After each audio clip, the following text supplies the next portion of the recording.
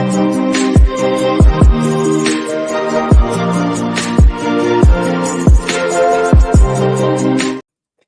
hello, hello, and welcome to another episode of TacoBytes, your daily bite of Degen, episode number 728, coming to you live from somewhere, nowhere, Dallas. That's where we are at today. I want to thank everyone for joining us out today. Huge shout out to the TELOS community. I have been getting bothered by my friend TJ for, I want to say, like, it feels like it's been 2 years, but it's probably been closer to like a year and a half. TJ is an amazing soul. I love talking with him day and night. He used to come up on stage and talk all sorts of shit on the Degen channel late at night with me. He used to travel with me many nights while I was on the road, traveling from one side of the US to the other, doing all night shows. But now TJ is too good to come up on stage and still bothers me about TELOS. Now, anytime I see TELOS, the very first thing I think of is of TJ and how amazing he is. And from there, that has brought us all the way over to the one and only TELOS show.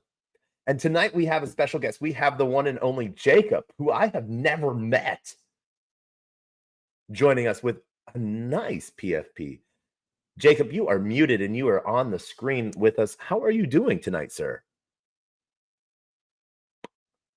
Jacob is muted. I don't know if he knows he's on screen. He might not know that I just put him up on stage, but that's okay. We're going to have another request because we have a request on our Twitter space coming up to us. And we're going to go with this because this is an all episode of the one and only TELOS show. Well, not the one and only. We're probably going to do more on this. But we want to thank Rusty NFT for coming up on Twitter stage with us. Rusty, how are you doing tonight? Did you just call me out? I did 100% call you out.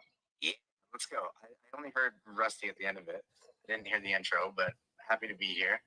As always, I'm just going to have CSI. Which CSI is this? This is episode... CSI Vegas playing in the background. My girlfriend is just rocking the old school, and you're going to have to deal with it when I'm talking, but I think it's going to be all right. I love you, Rusty. We had Gooey hop up on stage for just a quick second, but then Gooey disappeared. Man, this is like an everyone shows up, but then shuts down. So we're going to go from the get-go of TELOS today. And I am going to break TELOS as much as I possibly can. Oh, we got a private chat. Sorry, having some issues. Not getting the audio in. All right, so Jacob is having to rejoin us. That is fine. Until then, we're going to live screen share. So if you are not joining us up on the Jumbotron, which has the live feed of what buttons I am clicking so you can see what you have to do too, instead of me just talking about it, I want to thank everyone. And if you want to come up on stage and you want to shill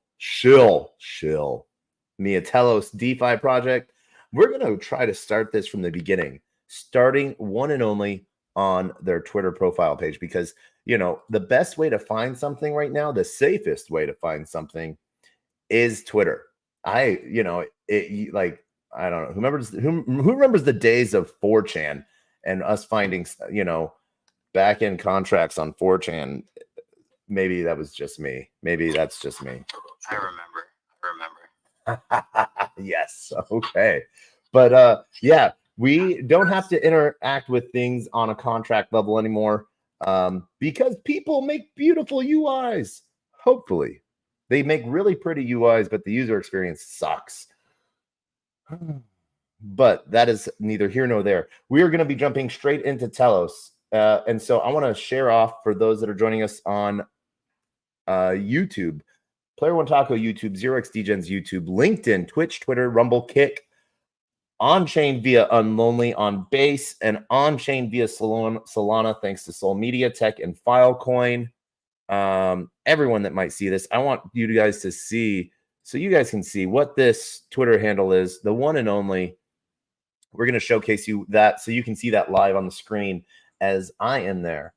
Now, if I'm following it, I've gone through and done a good job of trying to screen out everything I follow to make sure it's still real. I do that about once a month. That takes a very long time. So sometimes I, delete real projects, and I got to go follow them again. But it's also something that I found is very helpful on that safety side of things, because we always try to be as safe as possible, but to just show how dangerous and dumb someone can be in Web3, I am going to be playing around tonight with my entire wallet, not my hot wallet, not my cold wallet, but that wallet that has everything in it. And why am I doing that? Because I trust people. I got you, Rusty. How's Canada? Canada's good. I want to point out a couple things right now. Yes. When you say I trust people, I hope you're saying you trust TELOS, because I also trust TELOS. I also I connect with my real wallet. Mm-hmm. Second of all, apologies to TELOS. I'm getting a bonus right now for farming with my Persona NFT. That's why it's on my Twitter. But I gotta tell you right now, after the Takeka experience from start to now, it is my favorite NFT project going right now. Because NFTs right now, they're, like, take blue chips aside and like Pudgies aside. Pudgies are doing great things. Luca's doing great things, and everything is thriving against all odds where it does. But the experience with the Takeka NFTs, I'm actually excited about, and I'm actually like pumping to my friends. And being like a community leader at NFTO, I really do not shill, and I don't provide investment opportunities, even on products I'm working on, to the general public. And I just want to say straight up, I find the gamification of the Takeka TELOS NFTs, I think it's sick. And Taco, to your point, the UX is actually pretty seamless. Like, there could be a couple like, hey, this isn't available yet, it's coming soon. But other than that, like, everything is very, very Web 2, and that's actually a compliment. Like, as a degen, I do think when we're talking about UX, Web 2 is an absolute compliment. All right. Oh, well, we're adding a speaker. So I am never going to change my PFP. Why? Because that is a picture of me. But what I am going to do to farm TELOS right now, I'm going to take off if you're on video, I'm going to take off my stuff.io hat, because stuff.io is pretty awesome. How could you not like that stuff? How do you not like stuff? And I'm going to put on one of my favorite hats outside of my stuff, my Takeka hat.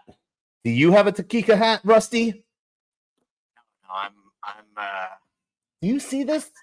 Do you see how fucking fly this is?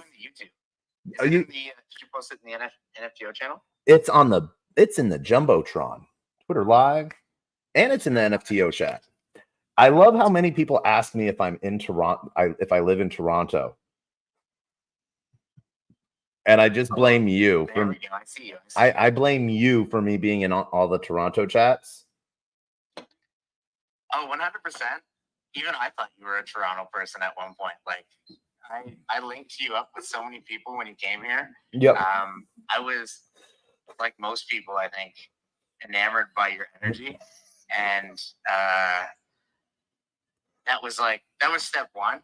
And then I got on some calls with you and found out that you know more about everything that I do. And that my whole goal for starting NFTO, the group in Toronto that I started, even my co-founder, who's not with us anymore, like, she's alive, but she's not NFTO anymore. She's a legend. She and I were like, this scene is amazing. How are we going to surround ourselves with people smarter and more like on the ball than we are? So we started a meetup group, and that is how we started NFTO. And I can tell you right now, like if you're trying to learn anything about any project or anything in Web3, great. Sit on YouTube, fucking grind out some code, do whatever you got to do, but nothing helps you build a knowledge base and a trust and a community more than starting a community yourself. And that's what I did that for. So I met you on the, I actually think I met you at one of our events. You met me on a street corner. We met on a street corner. And you checked out. Like you're my dude. I'm like, oh yeah, you fit into the the group of people that I wanted. I came out. Let me just say this: I came out to meet people smarter than me and learn. And I found a community, and now I appreciate people that know way less than me, have different talents than I do, and sometimes we get people just coming up off the streets that know nothing about Web3 and turn out to just be a legendary hang. And so I discovered community through a very selfish, like, legendary quest. Well, let me say this. One of the things you said there is you hang out with people to learn from them that are smarter than you. Why do you think I hang out in the Toronto chats? I don't know. To surround myself with people smarter than me. Same, yeah, man. Like through accident or through luck or through just being an amazing person, you've built an amazing community there through NFTO. And yeah, like then finding out that there's like 6 different Toronto chats, and I had to go, and I was like in each of them for some reason. I'm like, did you not know there was another group? And they're like, no. But it sort of shows like how like Web3 is. Like we don't really talk about it too much to random people. Well, I do. I talk to every single random person about crypto because I'm weird. But well, the Toronto community is interesting because people are like, "Oh, you're like Web3 TO." Yeah. Like, "Oh no, you're like Board Club Canada." Oh, you're. And I'm like, no, I run NFTO. Like, well, what? It's like we're all the same. So does that mean I have to come up there and start DeFi TO? Just degens, DeFi, coders, designers, artists, musicians. We're all in this space together, and we actually unequivocally support each other more than we promote our own projects. Yeah. And that is how my project gets boosted, which is not a project. It's a community. But at least I don't promote us at all. The organic growth comes from just, me and all the NFTO members showing love to all the other communities, and then they do the same to us. And it's like lazy as fuck promotion and just building amongst people that you want to talk to. It was real bad. It was like real bad in the bear market, and nobody wanted to talk about anything. And even my friends who invested in Bitcoin and lost their shirts, like I couldn't fucking talk to them because they all sold at the bottom. So like finding real builders and real community members was well. Then essential. I'm going to do something amazing. I want to tell everyone about a really fun, cute music app. If you want to support local artists, check out Helios Party. You'll see the banner on the banner right now. Helios Party. It's a cool little. They're doing some really cool stuff with and signing up some good deals for your entire music library. So not just local artists, but yeah, some Web3 music there right now. I want to jump up and welcome to the stage TBG and Jacob. Hey, how you doing? How you doing, Taco? I'm doing Looks good. GM to both of you. Jacob, I saw that you had snuck up on stage for a second, but then you were having some sound issues. Yeah, that was me. I tried to join with that stream, but I just didn't hear what you were saying. I saw that you brought me inside. I was like, oh man. Yeah, 20%. All right. Well, man, Yeah, no, if we want to, we're gonna hop right into this. TBG, who are you and what do you do? Yeah, I've been around the TELOS scene for 2.5 years. I used to lead the NFT ecosystem over here, and I've been working with Jacob for, I'd say, the last 2 years as well. Just kind of doing weird, wonky things, and I was the lead story writer and chief degen on Takika. So, All right, and you are awesome. What else are you known as? the big GUI. That's Yep. how folks know me around these parts. I have known you as GUI. Yeah. I have known you as GUI. What's up, Rusty? What's up, baby? For a minute. I remember when you were joining part of the Telos we're going to talk about the Telos Foundation Community Board because that was a piece that you came up and were voted up on, was it not? Is that the right term? The community board? Weren't you doing something where you came up to like the community board and like you were like having the docs or something like that? Maybe. I kind of like slowly dox myself, I guess. Or slow dox, I guess is the best way to put it. I used to wear a mask every time I was on screen, and like shout out to the TF for like just hiring a weirdo that wore a mask to interviews. Yep. And I think like just really embodied that ethos of what is it like? Just like Web3, right? Like they were cool with me just. Obviously, I talked to them in the behind the scenes and they'd seen my face, but they took a chance. And I just think crypto could be like a lot cooler and weirder place. So that was kind of how I started out with that. But eventually, I just kind of got more comfortable being on screen and slowly just like, I guess, dox myself, as it were. So yeah, shout out for TF for being cool with it. Yeah, that is awesome. And GUI, I remember you from your olden days. We will not speak of those. Not that you did anything wrong, but we will not speak of those kingdom days. Olden days. Jacob. Let's talk about the new days. Yes. Some Blender models recently. I even said, Huey, you got to hit me back. I sent you with like a potential job opportunity after I showed your Blender to somebody. So hit me back. Your Blender models are dope. Man, I'm sorry. You're 3D modeling now. Come on, you're a multi-talented motherfucker. I love the Blender savant with the dark shrouded past. Probably, yeah. No, nothing That's bad. Nothing bad. Nothing bad at all. I got prize, baby. Let's go. Crime of passion. That's what I said. But Jacob, who are you? What do you do now? Yeah, so I'm Jacob. I don't have a cool name like the Big Gooey, unfortunately, but I work for the TF still currently. It's my 2-year anniversary this month, so that's pretty cool, pretty exciting. I've actually been meddling around, holding on to a bit of TELOS since I believe like early 2021, end of 2020. So I've been around this ecosystem for a while. I worked with GUI on the Takika platform that we have here, and now I'm here. All right. So we're gonna be hopping straight into Telos for a minute, and then we're gonna go through per TJ's request, Takika's quest board to sort of onboard some people first off. But who wants to take a little bit of a stab at explaining Telos?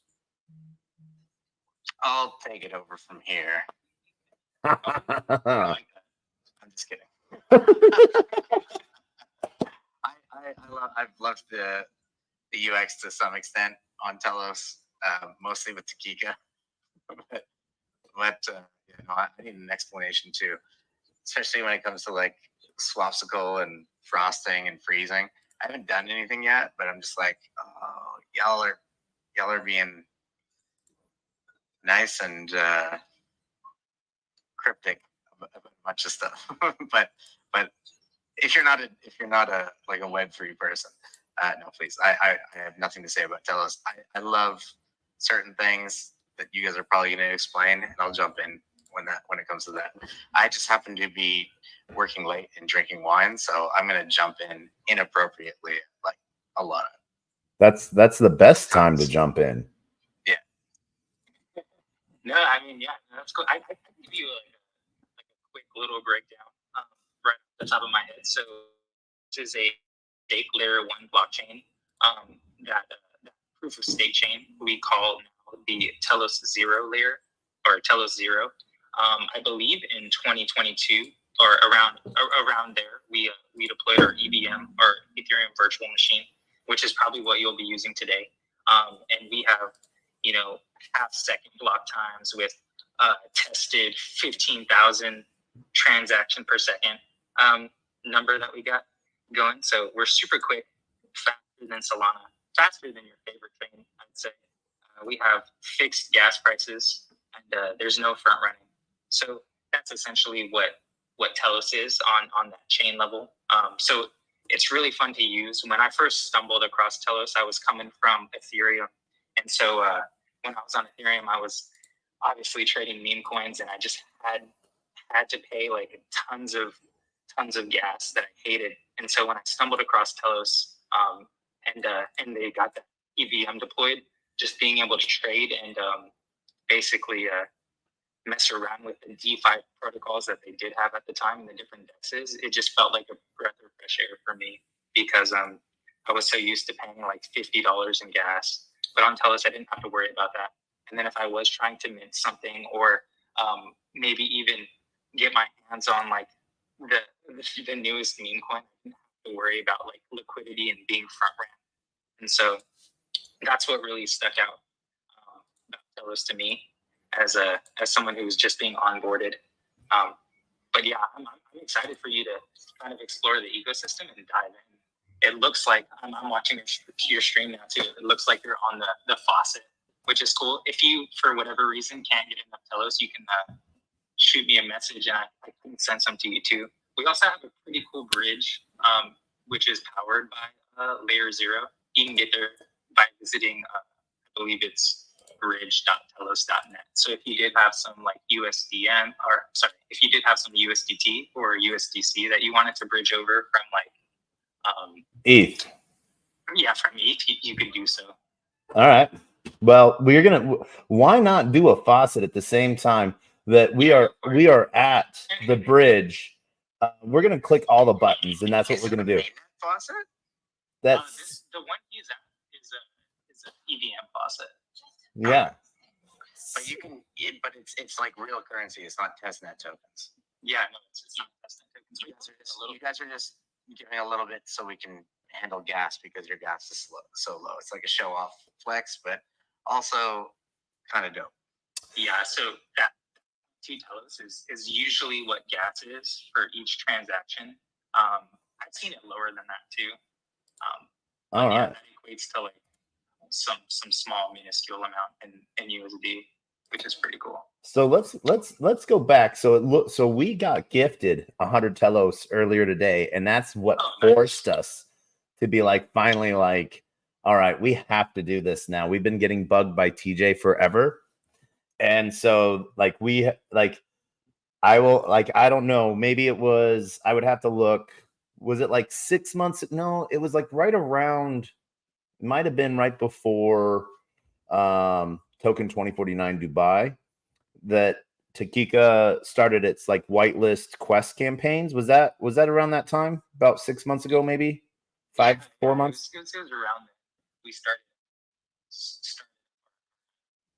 our account, started getting the name out there, getting people signed up. So we're gonna bridge over some USDC, because we have some TELOS, so we can then move that around however we need to, I think. But no, that is where I got this amazing hat, talking with the TELOS team in Dubai, and I got the amazing Volume 1 t-shirt as well that I rock a lot. But yeah, so this is costing us a huge whopping $1.05 in gas to bridge. So nothing too horrible there. Lucky you, you're bridging from ETH? Yeah. Yeah, I had a 28-cent ETH gas the other day, and I was like, oh yes, let's all praise low ETH gas while it exists. I'm super happy with that. All right, so we have and there is a TELOS. Oh, we're doing layer 0. One of our favorite bridges. Interoperabilities is the bestest. So, where we go? We got let's add to our wallet USDC on TELOS.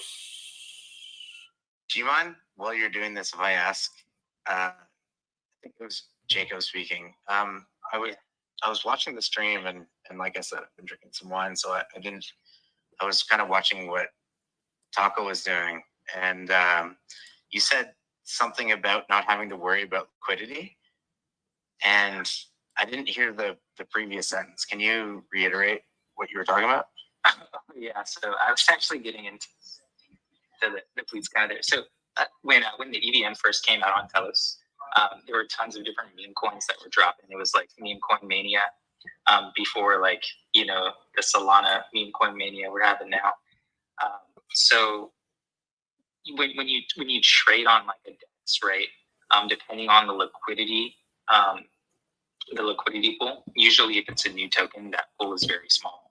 So the slippage is crazy.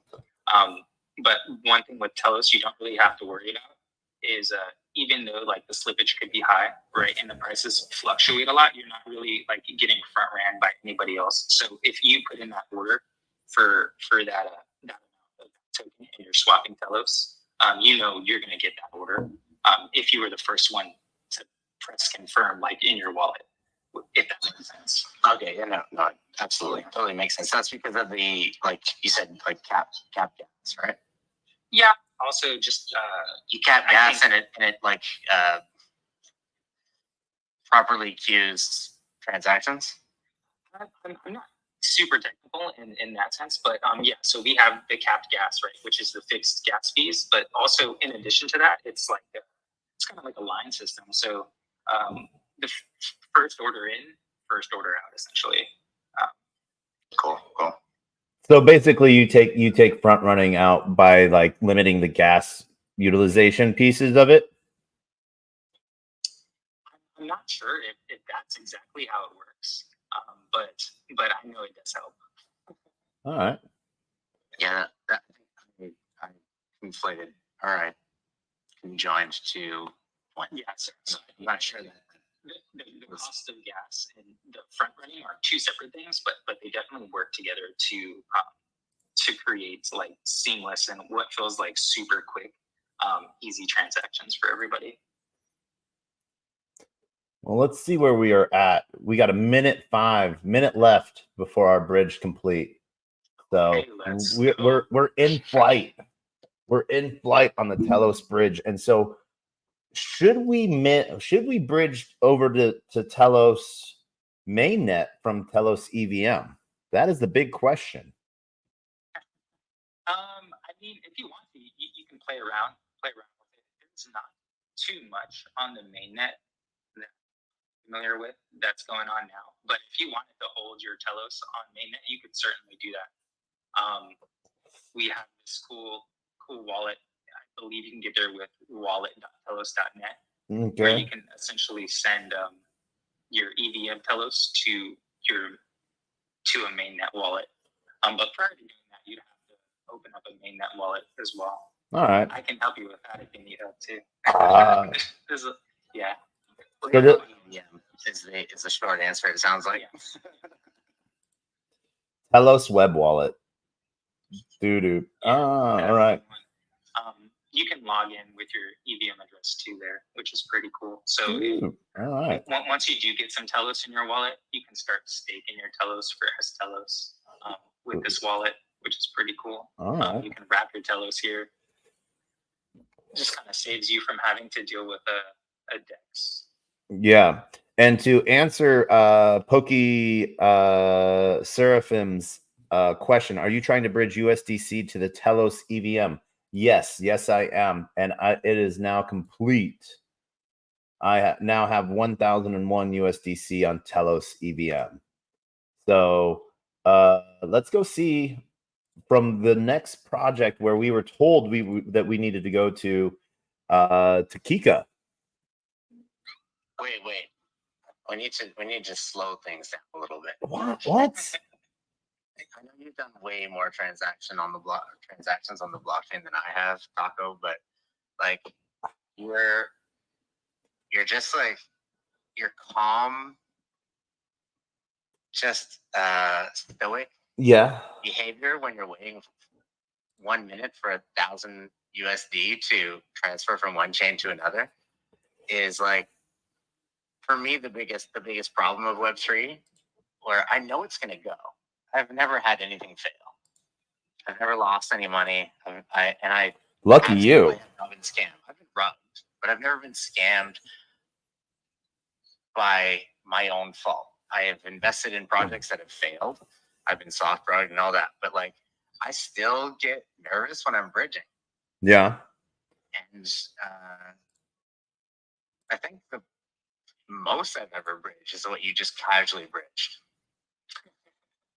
So, I mean, thank you for confidence, but also, I've never used Telos Bridge before.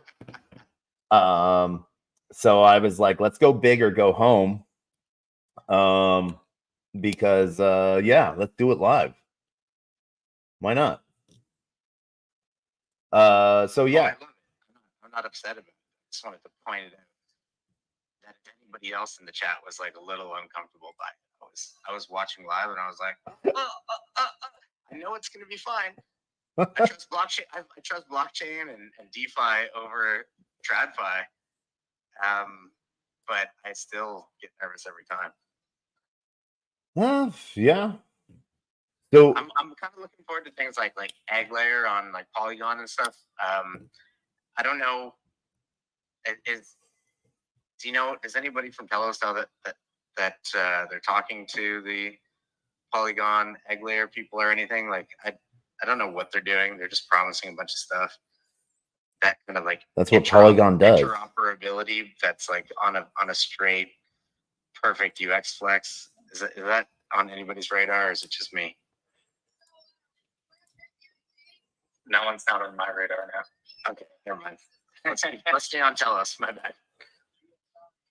Yeah. Oh man, just realized something, Taco.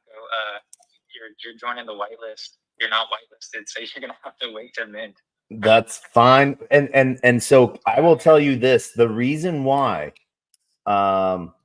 I am not whitelisted is because I originally had started this process. This is why I had Telos in my wallet already, or not. I didn't have Telos, but I had the RPC added to my wallet already.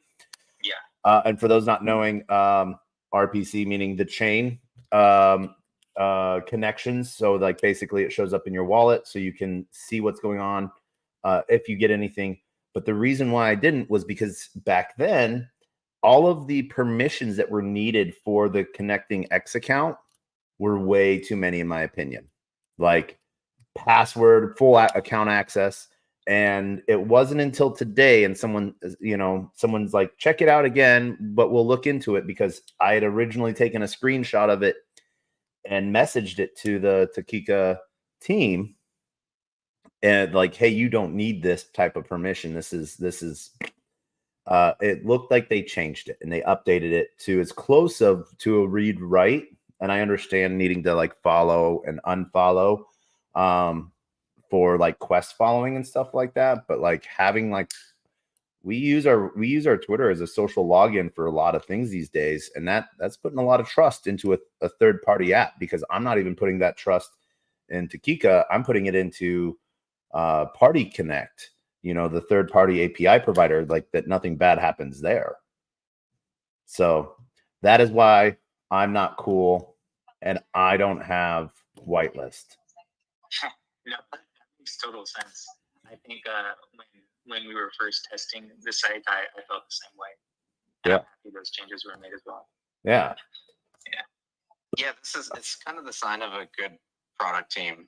I'm a little biased. I've gotten to know everybody or at least everybody from TELOS on this chat, Shelly and a couple ex-TELOS members, and trust definitely comes from people, but Taco, you kind of opened my eyes there. Like I kind of blindly click that all the time.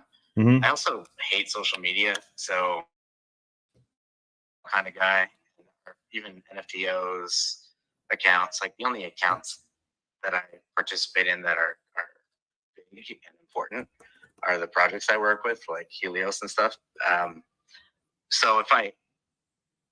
But I did lose an X account once, and it was devastating. It wasn't because of the number of followers, but losing 2,000 really, really quality followers. It's been really hard to get back into social media. So your chat in the NFTO chat today was kind of eye-opening. Like normally it's like connect your X account. There's a bunch of stuff written down. I don't click on. I don't even read it. I just click. Yeah. And now I'm gonna read it. So and you mentioned it to the TELOS team. You said you sent them messages and it got fixed. So kudos to you for doing your due diligence, and then kudos to the TELOS team for fixing it. Like that's how these things work. Now, and if you're ever looking to see what you've connected to your Twitter account, if you're on screen right now and you're watching, you can click on more, settings and privacy, security and account access, and then apps and sessions, and then connected apps. And that will show you, as you can see, this is the huge list of things that I have connected to my Twitter. Most of them have only read and write, but you can then see, with Takika, all the posts I liked, and then people I follow and unfollow. But things the app can do is follow and unfollow people and like and unlike posts for you. That was when they used to have full account access on that, and they changed their API after a while, I guess. So that is where you can then revoke those things. You can find, what is connecting to your account, so it's one of those weird things that we see a lot. That was how a lot of the Pond X people got their accounts banned, because there was some nefarious stuff going through on that. Two things to chat about here. One, is this the first and only UX that Web3 has gotten better than Web2? Is disconnect from all sites, where you can just void all contracts and all signatures, and just when you're done with your wallet, before you close it, say it's your MetaMask, you disconnect from the weird sites you connected to sometimes, or even the trusted sites, just because any vulnerabilities could do that. But I've never thought to go in to my Twitter, and from the screenshots you showed, or from the screen share you showed, I don't know if you can disconnect without ruining that relationship. I think Web3 disconnecting wallet is still, in this case, is a really good thing. Let's not share any information after I fucking go to bed tonight. You know what I mean? Well, now when I wake up tomorrow, I'm done with this Web2 app. So when I wake up tomorrow, I don't want this thing reading my Twitter account. So there is one thing that you forgot to mention. So yes, disconnecting your wallet is one of the number one things you should do. Disconnect from site, once you disconnect from the site, your wallet still may have a talking path to it. So, obviously going through to MetaMask, and they've actually made it a little deeper. You used to be able to just really quickly see your connections and disconnect, but now they've made it a couple steps. Unfortunately, to disconnect from everything that you may have going on. But now, they used to segregate it by chains. So you had to be on each chain to see what you're connected to. Now they've changed it to where all of them from all the chains are in one spot. So that is a little bit better. But the number one way to make sure that things are safe, especially if you've signed a contract of any kind, is via like revoke.cash or my favorite, Wallet Guard, and actually revoking those contract approvals, because it doesn't really matter that you've disconnected your MetaMask, your wallet, any wallet from a site. If you've given that contract approval, that is where that real risk comes from. So yeah, but I think Web3 has done it. This is why I listen to you. My subtle brag of never being scammed or ripped off from a contract vulnerability. That's not good. It's one of those. It's only it's unfortunately it's one of those things where it's not if, it's when. But there are things you can do to really protect yourself. So Jacob, as part of you're part of TF, correct? Yeah. So you should definitely get in contact with like Michael K from Wallet Guard. He sold out. I make fun of him for selling out. They actually got acquired by Consensus. And so because they got integrated into, they were the first MetaMask Snap. Does Telos have a MetaMask Snap, by the way? I don't think we do. Oh, you guys should make a MetaMask Snap, because then no one would have to get another wallet. They would literally just sign for stuff via like their MetaMask. Yeah. But that way, with at least on the EVM side, contracts, can be safe, because it will let people know what's coming in and going out of their wallet on any transaction via wallet simulation. So yeah. All right. So I've done all the things that I can do on Takika's site. I actually cannot join any more Discords. I would actually have to leave 101 Discords servers to join a new one. So you don't have to join these ones. That's just extra. How do you deal with that? I am not at Max Discord, and I find it extremely difficult to deal with all the messages and everything. Maybe you should do a TacoBytes on like managing your Discord. Oh, who said I managed? I mean, it sounds like maybe that was not a good. You're not the best person to ask if you're maxed out, but like I can't. If you're maxed out and you're still dealing with Discord effectively, actually no, it sounds like you're the wrong guy. You got a problem. You gotta. What was that show? It's like decluttering your condo or whatever. Oh, you need to yeah. declutter your Discord. Yep. Okay. No, I'm not going to declutter my Discord. I'm in 200 amazing servers. I have farmed myself into the best 200 servers. Legendary. But yeah, so you are saying that there's not a lot that I can do on we got to go this way. We got to go to view swapsicles. View quests. It doesn't take us off of this. This is broken. You're locked out, so you actually have to take ego to view or do any of the quests until you minted your PFP, unfortunately. Which is why I was pretty bummed when I saw that you hadn't whitelisted yet. Oh. Can I share the screen? I haven't done any of the quests. Man, you would come. I have something else I really want to ask about the Takika thing, and it might kind of fill you in, Taco, about like some of the stuff that happens. Yeah. With dynamic NFT. Is that cool? I love dynamic NFTs. Tell me more.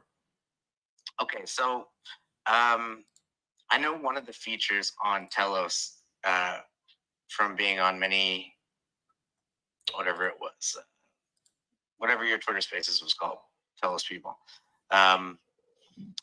Jacob and Gooey. Yeah. What was it called? Probably nothing. Probably nothing. that there is a kind of unique TELOS contract, which is it's like you log in, or you like sign the contract, and it's a session, like a session contract or something. And I noticed as I've been updating my Takika NFT, that I would update the NFT and save it and all that, and I wasn't prompted to use more gas, which makes a lot of sense for Web3 gaming. You know, if you've ever been on some like really primitive Web3 gaming where you have to kind of sign the contract every time you want to like save something or add something or fucking move a player, like it's been more than tedious on some chains, especially like new chains where I don't know, no comment. But is it the same kind of thing going when I like add a mask, remove a mask, update a mask, an earpiece, a headset? Is this the session? The session keys? I think so. If Gooey's around, he might be able to answer this question. I'm not too certain what's going on in the background, but do you know what you're referring to? So if you've ever played the game Feed My Monkey, right? Or Feed Your Monkey, which was on the TELOS mainnet, we do have session keys that you can sign with your wallet. And so you sign those session keys, and it makes it so that you don't have to sign for transactions again for a certain amount of time, whether it be like a few hours or a day. But I've noticed like logging into the site, I don't have to, even when I disconnect my wallet, I don't have to, and this might have to go back to what Taco was talking about. I don't have to sign in again. I can switch between my 3 accounts and my girlfriend's account, and then also complete tasks or change the NFT. And when I change the NFT and click save, and then go into my wallet through one of my wallet aggregators, I can see that the NFT has changed and has been saved.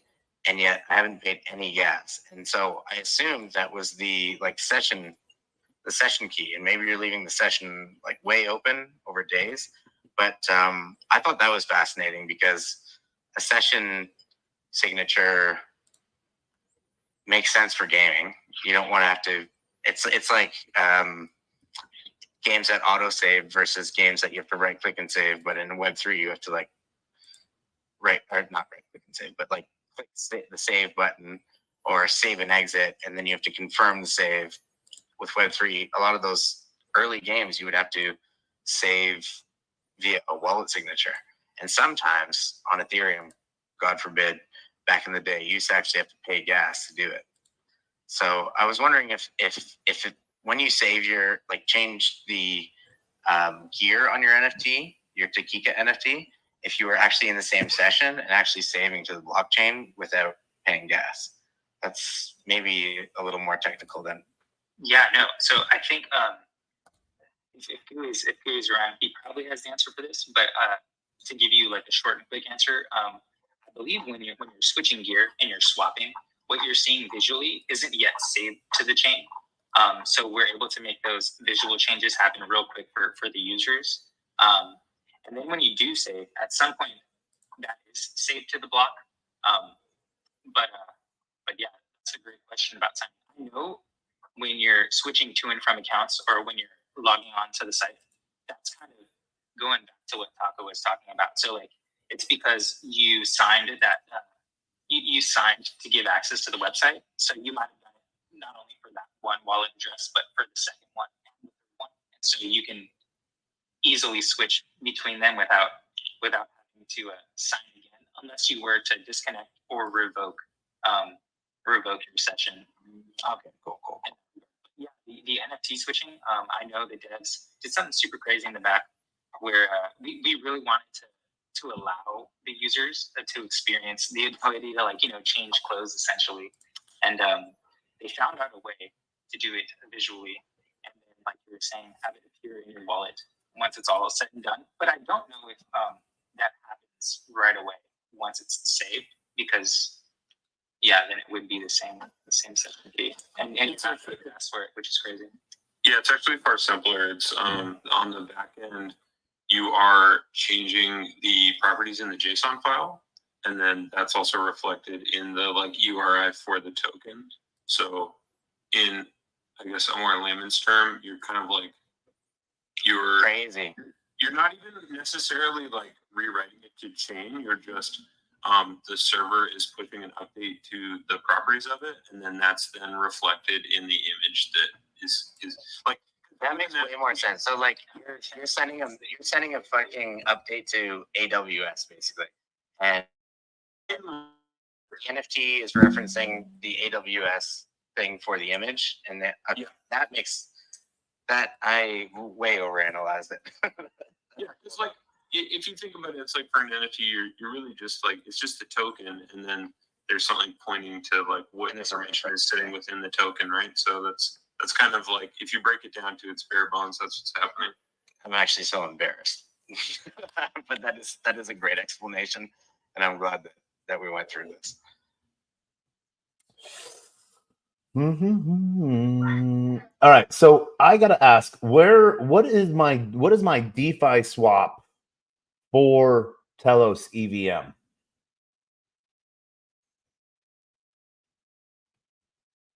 Jacob? Sorry, probably GUI. Yeah, DeFi swap. You could probably use Swapsicle, or another one of my favorites is Symmetric. Those are my two favorites Swap. at the moment. Swapsicle, like sickle. Yeah. With a swap. SIC. Swapsicle. Why am I'm already following Swapsicle. Why am I already following Swapsicle? You're locked in. Fuck. Damn it. That means I've been doing things without me knowing about it. Huge quick shout out to Olive 2003. Yes, we are live.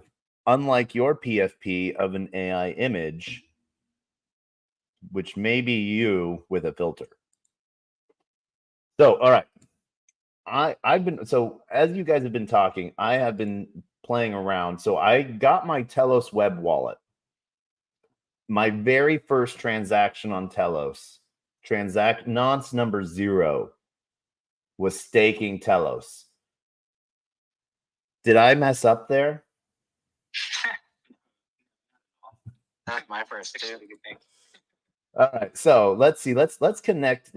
We're gonna do this. So we're going around.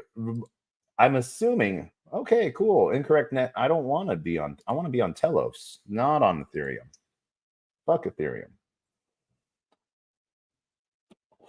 But we want to be on Telos. So let's go big or go home. All right, right? Is that the way to do it? All right, cool. So we're gonna approve, because this is the thing that people complain about all the time, that they have to approve things and that they have to then before swap and they have to disapprove things. The reason why you have to approve everything is because unlike Web 2, like Galen was so much talking about. Oh shoot, I mean Rusty. Did I dox you? I'm doxed. Don't worry. I apologize. I'm such a horrible person. I should have actually signed in with NFTO. You've been drinking wine, and I've been drinking. I'm on my 3rd energy drink in the last 56 minutes. So you're tuned up, and I'm tuned out. Yes. Just hopefully no one tunes out. No. I'm tuned down. Yeah. I'm not tuned down. I as always, Taco, I'm loving everything you're doing. Yeah. You do things live. You have the most interesting chats because you're like, let's actually fucking do something. I mean, I've already done everything that you're doing today. Yeah. But everything you're doing on all of your episodes, I'm like 99% I haven't done. So I'm always learning something. I appreciate this. All right. Yeah. And we also have Pokey dropping knowledge bomb dropping on the YouTube chat. So Telos offers liquid staking on the EVM. So you can stake your Telos on EVM with 6% APY staking, and you will get S Telos while your Telos is staked. With S Telos, you can play with DeFi and leverage. Yes. So your S-Telos to make more money if you're a gambling man, but when you want to unstake, you need to return the full amount of S-Telos to get back your stake Telos. Yeah. Any liquid staking protocol, LST, liquid staking token is the fun thing. So yeah, let's all right. So Jacob, you said Swapsicle, and what was your other? Yeah. Spell that for me. SYMETRIC, I believe. There, 0x symmetric. Multi-chain AMM DEX, PF manager, making DeFi accessible on Telos. Yeah, why not? Oh, and they do things on Meter. Okay, let's go find out. Robino's prediction, Swapsicle, Robino's Discord, Swapsicle Mediums, GitHub, Robino's. I am a total degen, but I don't do prediction markets anymore. For those that are joining us via video, I have the one and only Magic 8 Ball. We're going to see what happens. Going to be exciting. Thank you, Trump. That was exactly what needed to be said. Oh my gosh. You can't make this stuff up sometimes. Oh, I love it. All right, so what else are we doing on Swapsicle? What are some of your favorite tokens on Swapsicle right now? My favorite tokens. So they have their token. It's the TSIM token. Okay. Well, that's on Swapsicle. Swapsicle has a slush token that you can freeze for ice that you can then stake. Okay. And, you can also mint one of the NFTs. So you're looking at the ice cream zombies. Yep. So I need to get myself slush. To get slush, I have to swap to it, I guess, maybe? Yeah, so to get slush, you can swap on Swapsicle. You can swap your Telos straight up for slush. All right. What's the other way to get slush? Another way to get slush? Yeah. Is it? I would just swap for slush. Well, if you happen to have ice, you can defrost it for slush. Okay. All right. So you got to. I'm like, so I call everything Ponzi-nomics. So when I say Ponzi-nomics, do not think I'm talking bad. But when you have to do a lock to a stake to a de-icing, you know, there's some first in, first out mover type of things here. But get ice instantly by freezing slush. Converting slush to ice is instant and converts 1-to-1. Defrost ice back to slush. Defrosting takes between 14 and 90 days, but is reduced between 10 and 60 days for Ice Cream Zombie Club NFT holders. All right. My stake. So we have to stake. Jesus Christ. Zombie, stake ice and boost your return. Stake ice in the ice cream van. Ooh, that just sounds like fun. All right. Sounds like fun, but goddamn. And I know we're supposed to be like, I am impartial. I love Telos, and I think Swapsicle is a thing on Telos. But like, come on, is this? In one way, it's like insufficient liquidity. Because if you're in DeFi, you can kind of just break down like slush means this, ice means that, and just figure out what you're doing. But oh man, it bothers me. I'm sorry. I love Telos and I love fucking Takika, and I've used Swapsicle and I've bought meme coins via Swapsicle and everything, and it's never been a problem. But when you get into this stuff, it's like, I'm a UX designer. I think there's a threshold where we are gatekeeping in Web3, and when we are like gamifying and keeping it nerdy. Mm-hmm. But this is like one of the most cryptic things. Like it takes 2 seconds to find out. Like I said, if you can figure it out if you're a DeFi person, but like it's too much. And that's that like that's where like it's almost like we like, so what I try to do a lot when I'm talking about these things and like pushing things through this, it's really about not like in any way, shape, or form knocking on something. It's like, it's not for the average person, it is not very apparent. Like, I want ICE, I have Slush, I have USDC, and I have Telos. Why can't I buy ICE? Because it's insufficient liquidity for this trade. So that's where, like you were talking, like the gatekeeping, but then it's one of those things that people like projects do to tie someone to their platform a little bit, you know? Yeah, I actually get it.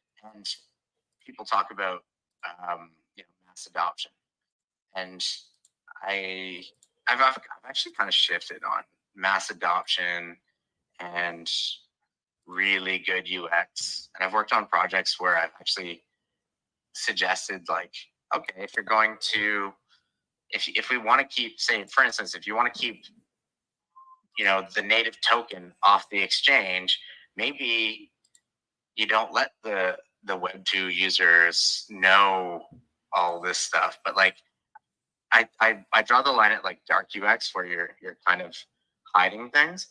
Yeah. In this case, like this seems like gamification.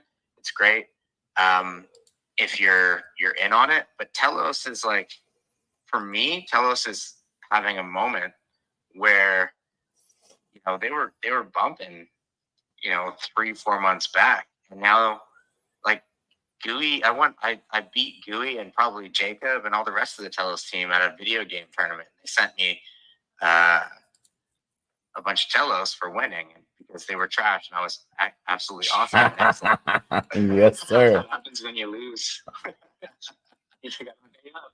No, I'm just playing. You guys are so, like, you've been amazing and so generous, and but my Telos was worth like $20, and then I watched it run up to like $200 and something, and then I watched it run back down to $20.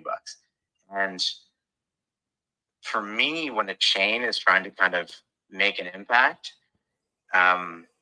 if you want to pump meme coins and you want to do all this stuff, this is like fun for degens, and it's not that difficult. But I think when we're about to, if we all agree that we're hitting a post-halving cycle like we have before, and hopefully we go through the same kind of pattern that we've gone through in the market. If that is what we're working towards, this type of stuff is not good for retail. And what pumps altcoins in retail is they miss the boat on Bitcoin and all that stuff. So yeah, like people could buy Telos on exchanges when retail pours in, but the Telos ecosystem will suffer with UX and like weird cryptic gamification like this. So that's kind of where my judgment actually comes from. It's not just to trash. It's because I want to see the ecosystem do well. And when you're like slushing and icing and defrosting, it's just, to me, it feels like there's a very, very small portion of time till we're all eating shit again. And everybody in the Telos ecosystem should be kind of making the user experience accessible. I would agree with you. But like, and that this is like where right now everyone their eyes are on token go up, and so like, how do you get that? You get people to buy by forced attention almost. And so it's one of those things to where this sort of helps people sort of like grow appreciation of a project. I think it's two-sided. One, it's like, oh, you're locking me into you, but it's like, hey, I want you to take time and like look at what I'm doing. And so how else are we going to be able to do that? So there's two sides to it, you know, whether you want to do it or you don't have to, you know, but figuring out how to do it, that's sort of like one of the things. No one puts a number 1, a number 2, and a number 3 by what you need to click. Yeah, I should comment on this as well. There's a duality, in my opinion, here, that the greed in me says that I like to know. Also, I like the nerdy clubs kid, we should say, the nerdy kids club. My bad. And I like to be one of the few people who can figure something out really quickly and share in the staking or whatever. And I actually, to this day, think regulation will level the playing field and pump our bags for a little bit, and then all of a sudden we're in like the stock market. And I do love this cryptic shit. I do question it when it comes to getting retail involved, but I don't know. I like being in the cool club. I wish I could talk to this shit about, talk to these points about DeFi with my friends, like my IRL friends outside of like NFTO and the Toronto crew. But I also love that, you know, maybe I could get rich, and where I couldn't figure out the stock market, I could figure out this. So I'm a little, the UX designer in me and the mass adoption person in me is conflicted with the, hey, well, you know, before everybody figures this out, I'd like to take advantage of it. So I don't know. I see both sides. I just see the TELOS price, and I think more activity in the I really struggling with words right now. In the ecosystem could benefit these things. But I do love that I know, and my friends couldn't do it unless I explained it to them. Yeah. Do you No, it's one of those things to where, you know, it's just it's a price. It's a price we pay to sort of to play, I guess you could say. Do you dread mass adoption like I do? I try to, or actually, I've changed my tactics. I have changed my tactics. I now no longer wish to bring on 1 billion people. I wish to just bring on your grandmother. She's not going to make it. Well, so the thoughts behind this, listen to this. The thoughts behind this, if we're doing things to just bring on our grandmothers, you know, we are no longer we are going to do a lot better on that UI side of things, you know. Yeah, I can see that. I think mass adoption for degens that want mass adoption are thinking short term. They want to retire off their next like cycle and pump their bags. It seems a little short sighted. I think if we want to all get rich together, this is going to be really unpopular. I'm sorry to say it, because the reality of markets is this, and I'm the last few talks I did, especially at like Futurists and stuff, I decided I was actually going to be real with everybody. And if you want to pump your bags, there are winners and losers. And when retail becomes educated, your bag doesn't mean shit. The market is stable. We don't have the cycles anymore. And if we want to pump our bags, people need to lose money. And somebody needs to be liquidity for us. So I think we need a couple more cycles. Blockchain technology will be in Walmart. It's already in like Walmart. It is. And you know, their supply chain, and it's in the Federal Reserve. Blockchain technology is going nowhere, but cryptocurrency and DeFi is still really inaccessible. And we get to benefit when a new project comes out and they raise $120 million and they give $60 million to their users, because we can just sit and use their products and they just give us free money. That will disappear when all of this UX is fixed and when mass adoption happens. So I would like a couple more cycles where I can just jump on a new project that's very well funded, get in early, and like pump my bag. So I'm like, man, I'm anti-mass adoption. I just gotta say it.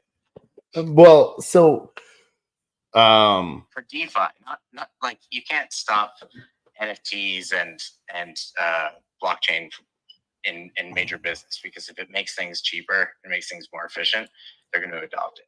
yeah. But cryptocurrency, I'm talking about. All right. Yeah. Yeah. All right. Like namely, you're talking about like airdrops and stuff like that, and I don't think it has anything to do with UI. It's one of those things that, like, how because of there's a lack of regulation, one of the things a lot of projects have to do is to like become, a DAO, and one of the biggest things that they can do to become a DAO is distribute their governance token. Let's talk most recently on everyone's mind, because there's a new one coming up, but Jupiter. Jupe had to get mass airdrop so that they could distribute the funds, so that they could be a community-driven project, so that they could be outside of not current regulations, because there isn't current regulations, but they could be out of the current bullseye of punishment by regulation, or by punishment by regulation via punishment. I don't know. I forget the right term. Do you really believe that? To a point, Like, because to a point, like it looks good on paper, but half of the stuff that we say isn't security is a security. Nope. I mean, I'm not an investor. I'm a consumer.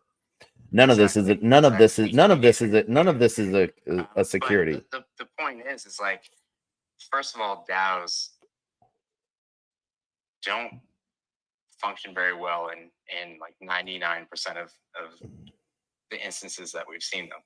And then on top of that, by I think distributing evenly and openly was not only user testing for Jupiter. Yeah. They got everybody to test their product, and they developed it, and they made a fucking sick product. Like, Jupiter is an amazing exchange. Yep. They broke two things at once. They didn't have to send in like traditional Web 2 products. When you're building them, you have to do user testing. You have to go on Craigslist. You have to find impartial users. You have to put them in front of your product, and you have to pay them like $20 to $100 Amazon gift cards. Jupiter did an airdrop, and this is what airdrops are really great at, is paying users for testing the product. And on top of that, they are distributing tokens while showing you, if you have a really great product that you're testing, Yep. You're distributing tokens and belief in the product, that token will go up in value because the product is so good. I don't think any promises of a DAO and all of that really has anything to do with their strategy whatsoever, other than their speaking points. I think you do great user testing on a great product. You show everybody that you have a great product. You build hype by building an airdrop.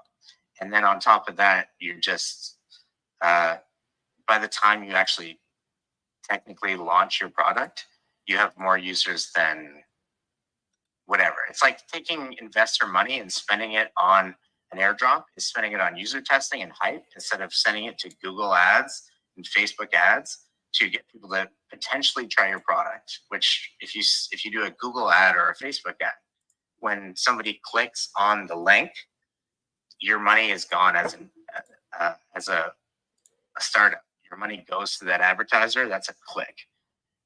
When you do it via an airdrop, if your product's great, you build hype. And if your product's not great, at least you got people to test the product so you could get it to be better. It's the Web3 way. And I'm not criticizing this. I think it's excellent. I think it's the best user testing and the best spending of your money that you could have. Whereas if you click an ad on Google, you may not download the app. You may not actually interact with the app, but that's where your money disappears, when you click on it. But on an airdrop, you make them do some things. You make them test the product. And if the product's dope, you win a user. And that's all it is. This DAO shit is like, and decentralization, it's their talking points. Yeah.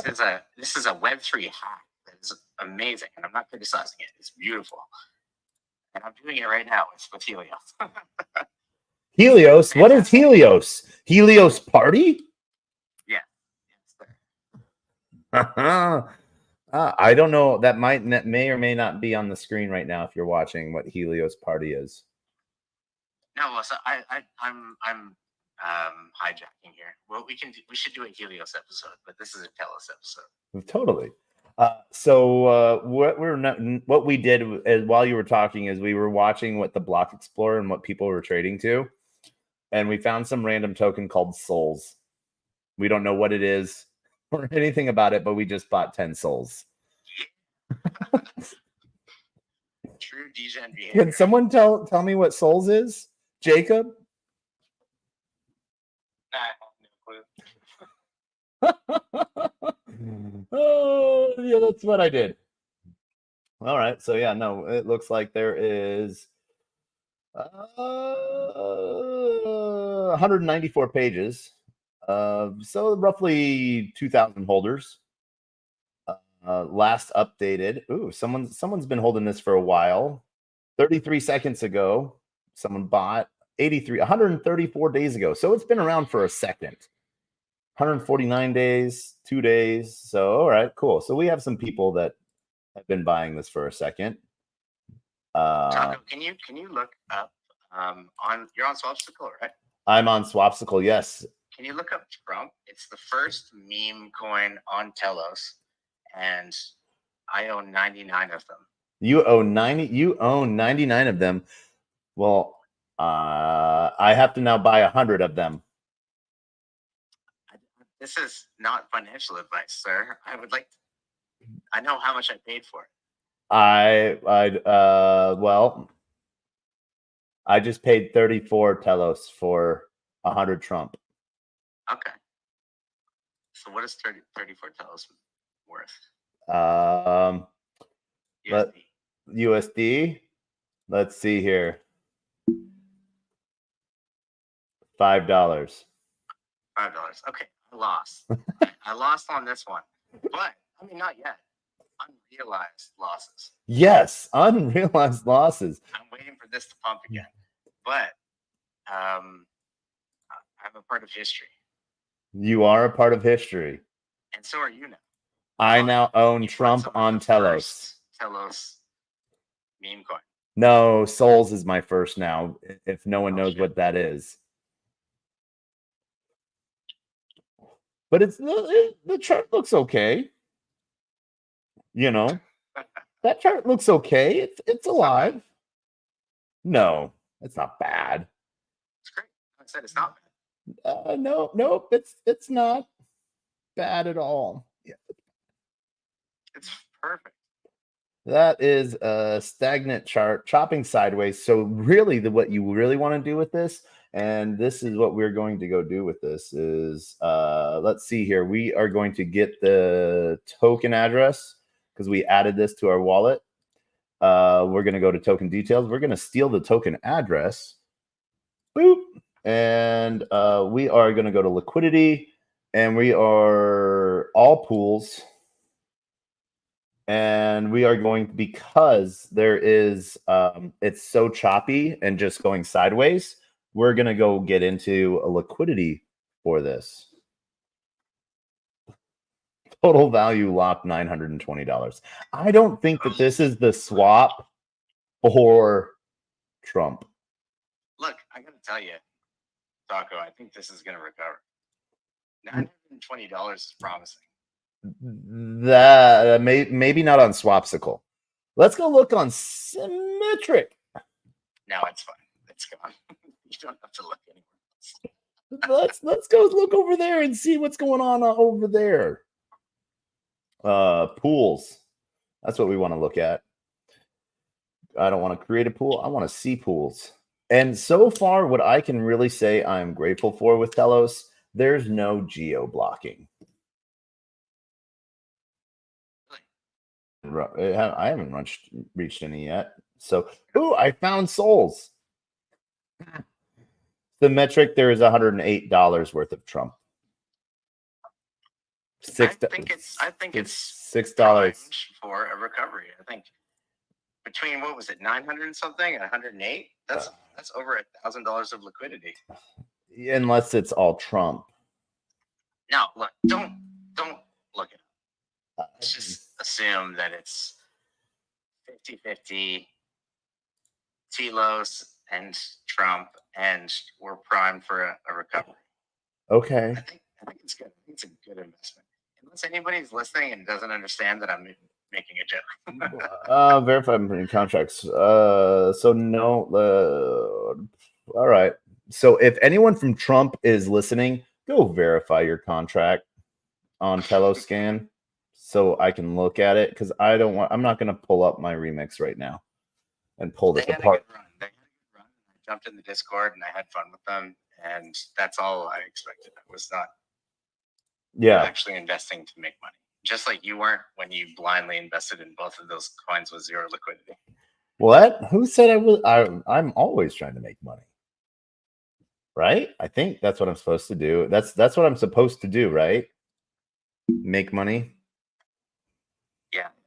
I don't know. You know, well, see, this is the thing that's really awesome about blockchain. It is my money, and I can do whatever the heck I want with it.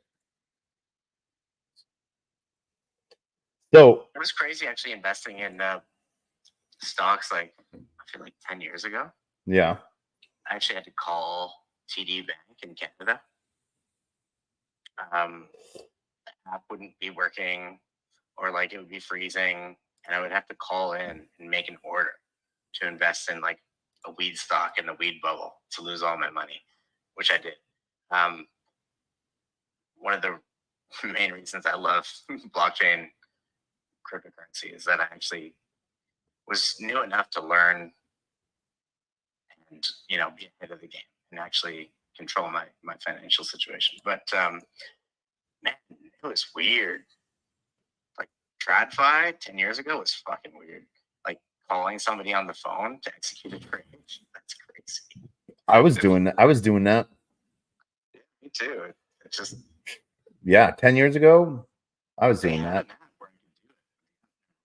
Yeah, no, I had a Fidelity agent that I was calling. Jesus. But yeah, all right. So we have now entered into Trump liquidity. So we are now providing liquidity to Trump. So do something. Poke it with a stick. All right. Let's see. What are these pools? What pools? Let's get rid of Trump pools. What are pool values? Wait, did you just provide liquidity? Does that mean I can sell my Trump now? Maybe. So I found souls. Nope, that's in your wallet. I have 10 souls in my wallet, and then there's kinds and souls is paired together. So what is kinds doing? I want to know about kinds. I don't know, 1.7 mil in the last 90 days. With staking, and boom. Let's go find this. All right, so we're gonna go buy this token. I don't know, why are we buying this token again? Please tell me. Boop. Kindness for the soul. Okay. Cool. Taco, you have too much money. What? No. Don't buy all these tokens. I don't know what you're talking about. I don't have money. Wow, that does not have any liquidity to it. Not enough liquidity. I don't want to do. I want to do $20. $20 will get me $10 worth of token. Yeah, we're not doing that. That's kind of what I'm talking about. Like, Telos is a great blockchain, Yep. and slushing, defrosting, and all that on their main swap seems like it just seems a little too like, even if you make the user experience great and you just still when staking token, it's not even, I shouldn't even pick on Swapsicle because they named it funny, but which adds an extra layer to me. But when you're on regular DeFi, I get so frustrated, not because I don't know how to do it, but when something doesn't, like sometimes something doesn't work, and I'm like, where's the solution? And I understand on dexes and all that, there's no, customer service and whatever, but I'm frustrated when somebody who knows what they're doing kind of gets lost. And I understand. I'm flipping a little bit as I talk, like slushing, defrosting, all that. Might even have been an attempt to simplify these things. I don't even know, but when you see like provide liquidity with this like WETTLB fucking whatever token, and you have to figure out how the fuck to get that token, that to an experienced DeFi user is very frustrating. It's like when I go to a new chain and I'm farming an airdrop, usually why I'm on a new chain, or because there's a ridiculous reward system, it should be very easy for me to figure these things out. And when retail comes in, if you give the few people who are willing to go into staking and restaking and all that just a little bit of a fucking boost, I feel like that chain gets a lot more activity. I don't know how it works because I've never worked for a DeFi protocol, but I feel like in 7 days I could figure out a way bigger UX. Well, so with user testing included, like blow up the entire fucking Web3. Yeah. Well, so one of the things that like where a lot of cool things have been moving forward in DeFi is this wrap this to wrap that to get this to get that, to where it doesn't matter what. Like one of the really cool things I like is the LeFi integration. So like you can have like AVAX or some random shit coin on AVAX that doesn't have that has liquidity, and you're wanting to do something on Telos. I don't know if LeFi is integrated with Telos yet or not, but you can go from there and just like, I need to add, to this token, and it will say, what do you want to pay with? And then it does it all for you on the back end. And so as we get more and more behind the scenes, let's lock for a year. What am I doing? I don't really know. I know exactly what I'm doing, but we're locking stuff up for a year to go get some rewards. But as we're moving things along, we need to abstract the blockchain side of things, so it's just in the background. Yeah, steps are crazy. Like, what blockchain devs are blockchain. I mean, let's just say it like it is. Like, blockchain UX doesn't exist, and blockchain devs hire UI designers in general, not all companies, but in general, they hire UI designers, not UX designers, to execute the steps that they've already predetermined. Yeah. Now, in Web 2, when you upload your fucking song or your picture or whatever, sometimes 3 different file conversions happen before it lands on like AWS, because that's the structure that it needs to go through, and that's just the most efficient energy efficient process, and all these things happen. In Web3, they fucking make you do all those steps by yourself. You know what I mean? Like, it's like, transfer your tokens to this. Now transfer your tokens to that. Now make them this. And the terminology is, you know, it's not intuitive. Stake, wrap, all this stuff. It's like, none of this stuff makes sense to the general public. And it all really should just happen automatically. You have ETH, and you need to stake it over here, but it needs to be wrapped ETH. I'm just going to do a 3-step process. You have ETH, you need to stake it over here. But in order to stake it over here, it needs to be wrapped ETH. So you would need to convert it to wrapped ETH and then go over here and click the stake button. If you did any of those operations out of order, like you just took your ETH and clicked the stake button, it would tell you need to wrap your ETH. How do I wrap my ETH? What does that even mean? That is all just so confusing when you should just go click stake. And it should just go, oh, well, this isn't wrapped ETH, so we're going to wrap it and we're going to stake it. That should all happen in the back end. Yep. The user should not be privy to anything that's going on. When you go to fucking download a file or watch a movie or whatever, they're not telling you, you're from this, you have this much latency, so we're going to have to buffer it at this file. I'm not technical enough to, I know when talking to my devs that it's like, there's a shit ton that goes on in the fucking background, and we don't tell anybody about any of it. In Web3, they're like, you need to click buttons, and we're also going to tell you exactly what's happening. And that's very confusing. Yeah. And it can be, It took me like 4 years of just fucking around to kind of get a handle on things. And then I go over to a new chain, and I'm just like, oh, I'm exhausted. I don't want to have to learn all the new wraps and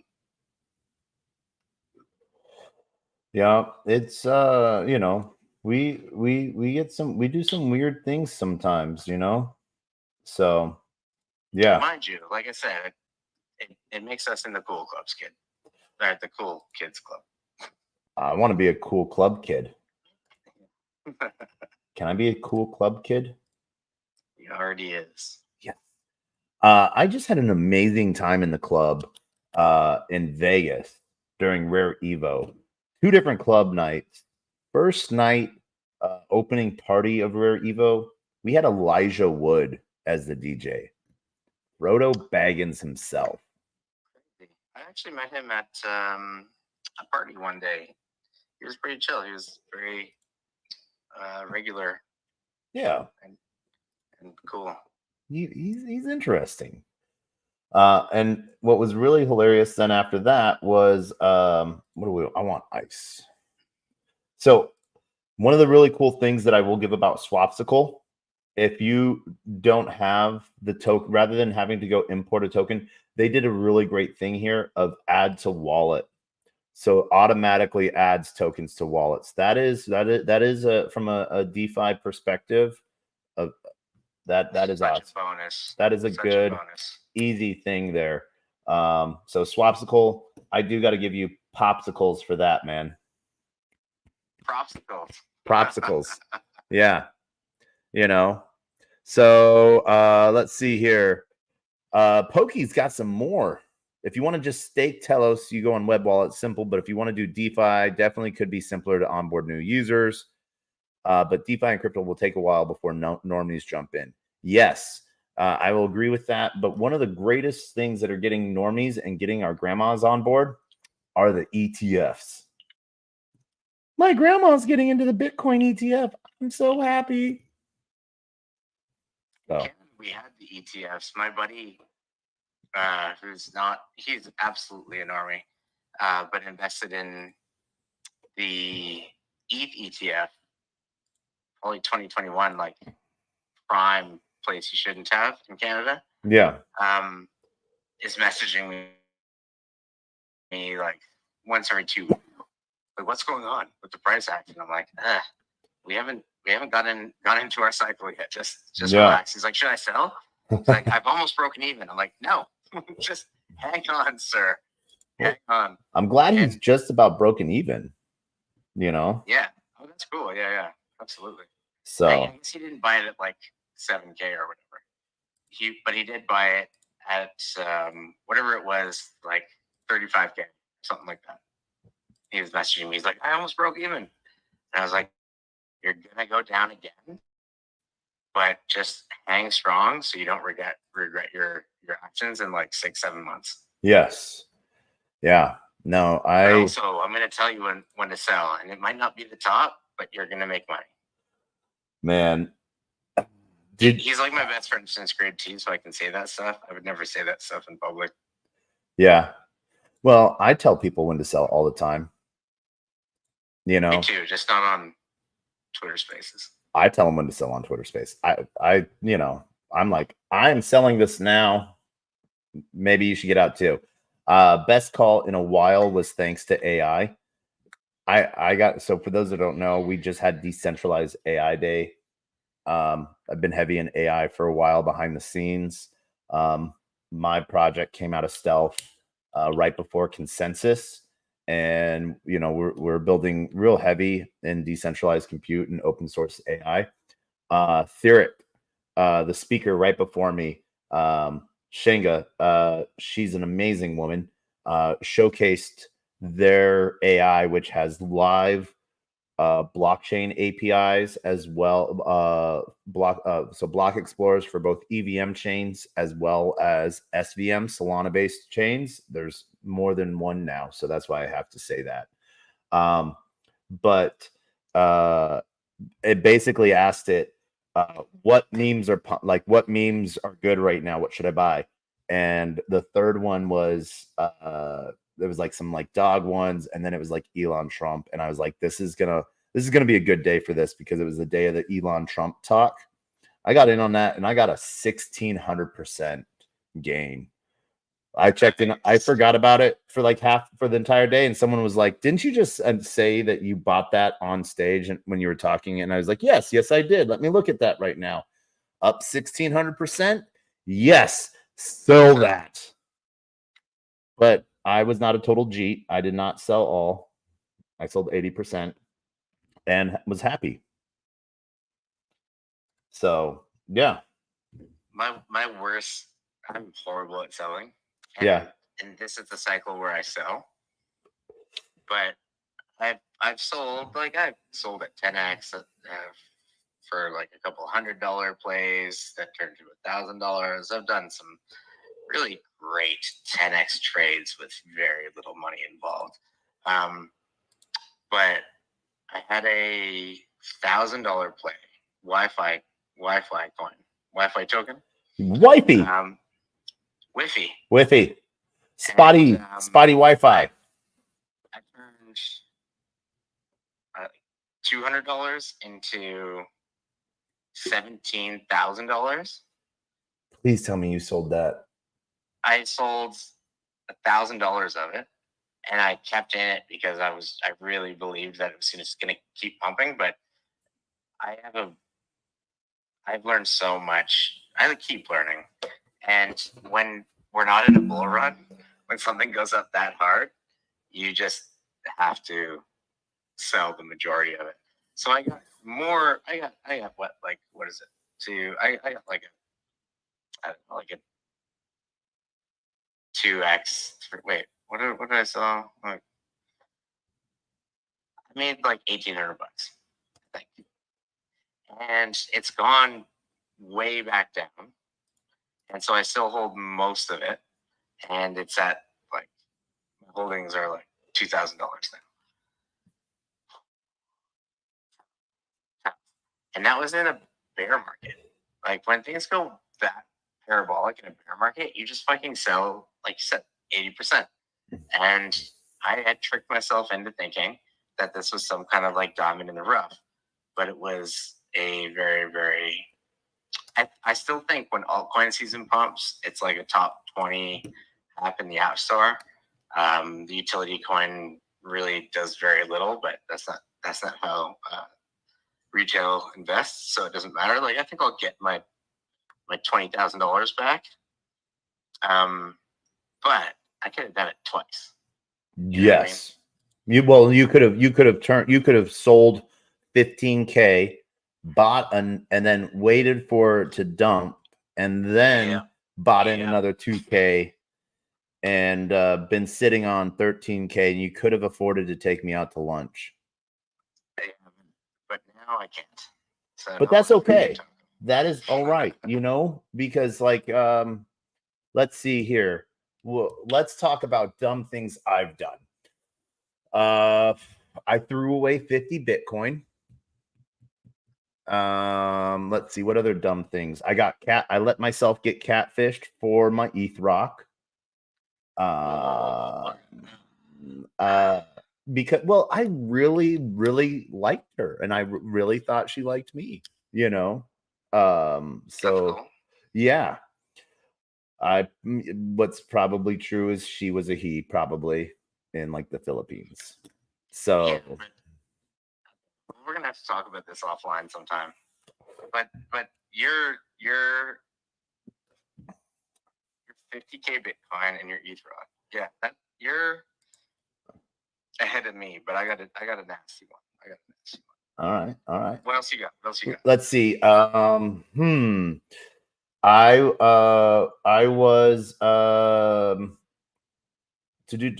I was supposed to get paid $200 worth of bonk, which would have been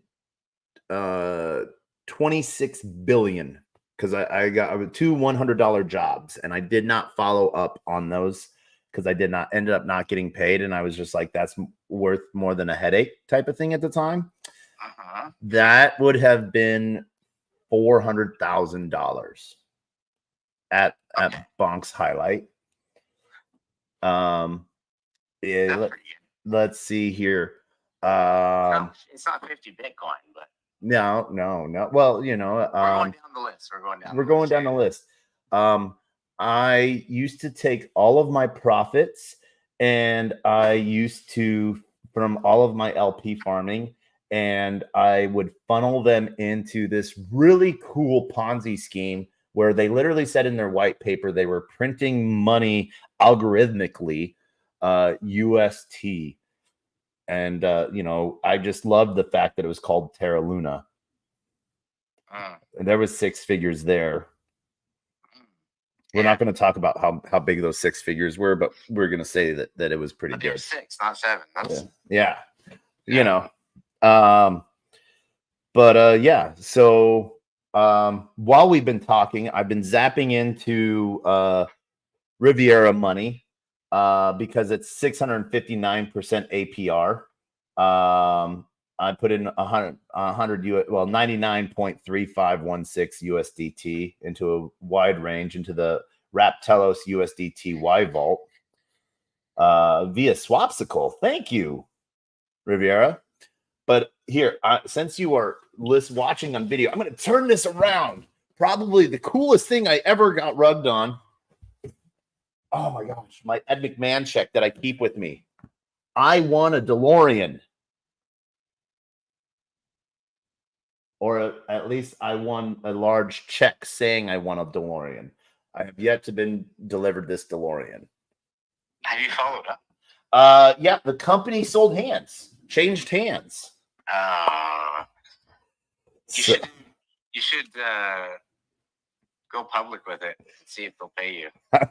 With my big old Ed McMahon check on that I carry. I literally took that check from Miami all the way up to New York. Fuck me. And then walked on the streets of New York with it. It was sort of hilarious. Oh boy. Oh boy. DeLorean would be good. So yeah. Your 50 Bitcoin would have been better. Well, I sold 1,400 of them. You know, if I had held them for another 3 months, it would have gone from like $250 a token to $2,300 a token. But yeah. I'll see when I was sending and receiving, only receiving Bitcoin. It was because my friends and I were playing World of Warcraft and selling like armor and shit and gold for Bitcoin on eBay. Yeah. And my buddy was the one who like set up my wallet and did all that stuff. And I had no idea. I've never, like, as far as I'm concerned, I've never owned Bitcoin. I don't know how much Bitcoin I lost. Yeah. I owned $500 of Bitcoin when Bitcoin was like $30,000, and I sold it or something like that. But the stuff that I lost, I have such a bad memory. I'm 100% okay with just letting it go. And the guy who was setting up the wallets and all that, and I don't mean to infer that he was like scamming or anything like that. Bitcoin was worth fuck all when we were selling shit for Bitcoin. It was more just about playing video games. Yeah. But he kept all of his Bitcoin, and he doesn't talk about it. But he's got like this big ass cottage in southern Ontario on a lake. Him and his wife and his kid like live off the grid, and he drives like really fancy old cars, but not like cool old cars like you would see in like major cities, like weird boxy like BMWs from the fucking 70s and stuff that he just, and nobody in our friend group, especially the ones who kind of know blockchain and crypto now, we don't ask him. We don't talk about it.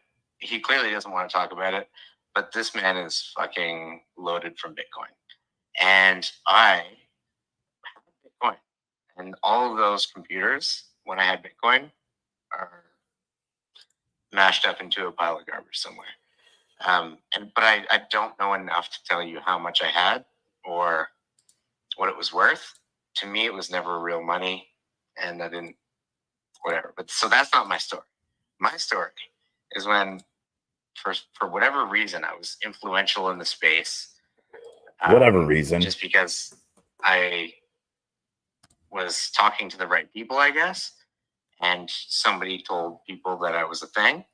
I wasn't actually influential in the space. I was actually just investing into bubbles every wrong part of the cycle and learning as I went. And that's when every token needed a different wallet, and XRP and Tron were a thing that were promising the fucking world, and we're doing exactly what they're doing right now. And Helium reached out to me and said they wanted to send me a router. Yeah. I think it was pre-TGE. So I think TGE was like 26 cents or something like that. And I was just like, oh, this is a fucking scam. Yeah.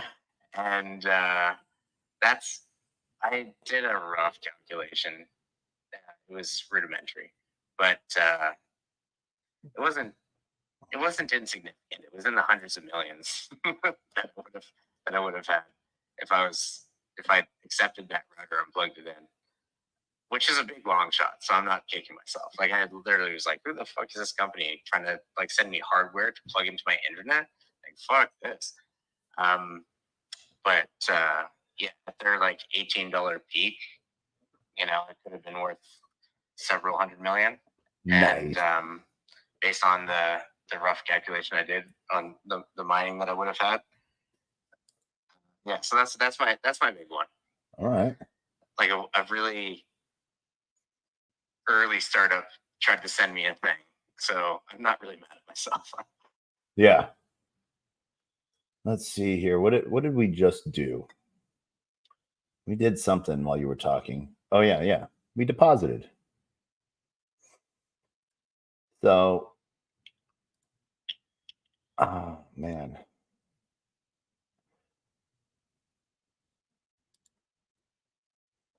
Let's see here. Outside of helium was a big one. One that I lost out on that I was like, because I was a pretty big helium miner. But Demo. Do you know Demo? Uh-huh.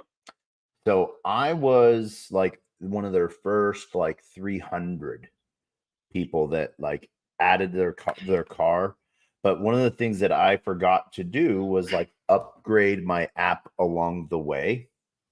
And so one of the things that ended up happening was uh, basically I count when when they came out with the AutoPie and everything like that last year. They sent me they recognized me, and they're like, oh my god, like you've been in, like you need an AutoPie, we want to give you one. They gave me an AutoPie, but when I was attaching it to my account was so old and I had never migrated it that it wasn't backwards compatible, unfortunately. And I basically lost out on like all of those tokens and airdrops from when they went TGE to like current, which sort of sucked. Yeah, that sucks. So yeah. Yeah, I don't know. Like, I'm not as OG as you. I don't have a lot of big lost stories, but I think one thing is that when you get together and everybody starts drinking, Yeah. if you're not, excuse me, a Bitcoin bajillionaire, eventually these war stories come out, and you need a couple. You need a couple to relate. If you want to go into the late hours of the night with your friends, Yeah. you should have a couple. My memory is so bad that I only know the two. Everything else is me just being a learning experience. Yeah. But I think those are the only two that I have. One of them, I can't tell you the value. The other one, I know it was over the 200 million mark. Yeah. And I just while we were talking, looked up the helium price. I thought it peaked at $18, which is where I made the 200 million thing. Yeah. The last time I was talking about this. But it actually went to $50.77, which I'm not saying I would have sold the top, but let's just say it would have been a lovely, lovely time. Oh, you would have sold when it hit like $10. Let's just be honest. We have a hand. Exactly. We can't just look at the peak and be like, yeah. $2 billion. It's like, bro, as soon as I hit 100,000, I would have sold. Yeah, you would have cheated like a motherfucker. Let's just be honest with ourselves. I We made bad trade decisions my whole life. I would have sold 100% of it. And now I know, when you get an airdrop, sell 60% of it. If your shit is pumping in the bear market, sell 80% of it. Like, don't fuck around. Like, these are the lessons that we learn over time. Yep. But that first run for me, I would have sold at $100,000. But I would have been mining, so I actually would have kept making money. Yeah. We have a hand, and we respect the hands here. Sometimes, most of the time. Jacer Vision. Let's go, bro. Hey, I'm on my non-account, bro. It's Crypto Chris G. Bro, Taco, you're a search ban, by the way. If you don't know. Oh, I know. Ever since I came out in the New York Times, the day I came out on the New York Times, I got search banned. Have you tried to send an inquiry? Yeah, so I went as far as, so I got, not only did I get search banned, a few in February, I actually got banned from Twitter for like 13 days. And the way I got unbanned is I had to drive to Twitter HQ in San Francisco and deliver tacos. I am 100%. 100%. I messaged on his behalf. He was like, "Can you message everybody?" I'm like, "I can do," but I was also banned. Yeah. I mean, honestly, guys, I just want to came in to show support. I came on my main account. I requested. I was like, "Well, if you bring me on stage, all my company gets notified." So I came on my anonymous account because I just want to tell you, bro. I was like, I just thank you for letting me up. And first of all, it's good to talk to you guys, and I'd love to hear more about it. I just want to say, bro, you don't deserve that, bro. You're somebody I respect in this space, and you got to figure that shit out because you don't need to be search banned. So what they recommended me doing was staying away from Twitter for like 2 weeks. Did you do it? No, I have a daily show. But then, honestly, bro, one of my biggest, I mean, it's kind of not the same subject in a sense. Social media, I took a 6 months hiatus off of every single social media site except for Twitter, and that's how I learned Twitter back in years ago, right? Yeah. But I'll be honest with you, bro, for your brand, if it requires you to do that, you should do it in the early stages right now, especially going into the bull market. Take the time now because you're gonna want the searchability. When we're in the bull market, bro, you want people to be able to literally type it, bro. Yeah. You know what I'm saying? Why don't you do it now versus later, because it'll be a lot more detrimental later to your your daily consistent space or whatever you want to do. Yeah. I've thought of it, in some way, shape, or form. I might do it in December. That's too late, bro. It's so late, man. I know. It's one of those things where do it now. I've met you multiple times in person. I remember the first time I met you was in CNFT Con 3 years ago. Is at Sonya's, you were at the booth. Yeah. Yeah, I remember you, bro. I want to see you do well, and I think honestly, full transparency, personal opinion too, would be do it now, because you don't want to be dude, search banned going into the bull market, bro. You need people to be able to find your space. Yeah. If that's the trick, try it, man. If it's not the trick, at least you tried. Yeah. It's Jacer, is that you, Elon? Are you trying to get him to take a break off so you can? No, man. I'm just playing. I appreciate your advice. I actually think you're right, to be honest. I mean, dude, I literally was. I tried to search him too. I can't find him, so I have to But that's the chat groups and be what the point is, bro. The point is right now we're the ones trying to search him, which it doesn't matter because we can get our way, right? I saw it on the top of my screen on my main account, which is a lot more following than this one, right? So that was easy. But when I went to go all right, I'm gonna go on my anon and just go chill in this group, see what they're talking about, I couldn't find him. When I type player one taco, it's all these different accounts. It's crazy, yeah. Well, no, that's insane because trash accounts. But no, the point is he's not there. Regardless of what the trash accounts are, he's not there. So to me, if he's done the steps, then if they're saying, hey, reset your account with a couple weeks, do it now versus December, because going into these next couple weeks, we're supposed to be going into the golden bull market right here pretty soon. So do it before, because where the audience is that you're going to find most value from are the people that are Web 2 people. They need to be able to search, and if they can't find you in a search, bro, I want to see you do well, bro. So I'm saying, please at least try it, and if it doesn't work, at least you tried. Yeah. Nah. It's a good point, but the I think the problem is I didn't drive to fucking San Francisco. I had 2,000 followers on my community page. I don't really fuck with social media that much. That was all from just going on Twitter Spaces and getting some wise people once told me it's not how many followers you have, it's which followers you have. So you're missing the point. He's search banned. You're not search banned. No, I couldn't get my account back because I didn't drive to San Francisco. So I'm saying I don't think San Francisco actually it doesn't matter. His search ban is now it's in effect, literally in effect. I'm just telling you that I emailed them for a year and went back and forth with them, and I had to restart my account. My new account has fucking nothing. None of all 5 years of talking on stage. So I'm not saying he shouldn't try. I'm just saying I'm saying he should try, and he should try it now versus trying it in the bull market. trying it when Bitcoin is like pushing 100K is going to be like the worst decision you'd ever make, because that's all your like audience, right? Those are people like, No, like, yeah, it's if not. you're gonna try it when we're all fucking. You still have time. You literally have a couple weeks. Yep. I agree with that. I agree. Yeah, that's all, bro. Like, I was just trying to share a story, but I 100% agree with you. Like before we hit like October, there's a golden time to fuck around with your Twitter account, but you don't want to do it post then. yeah, I'm sorry for interrupting your story. No. No, not at all.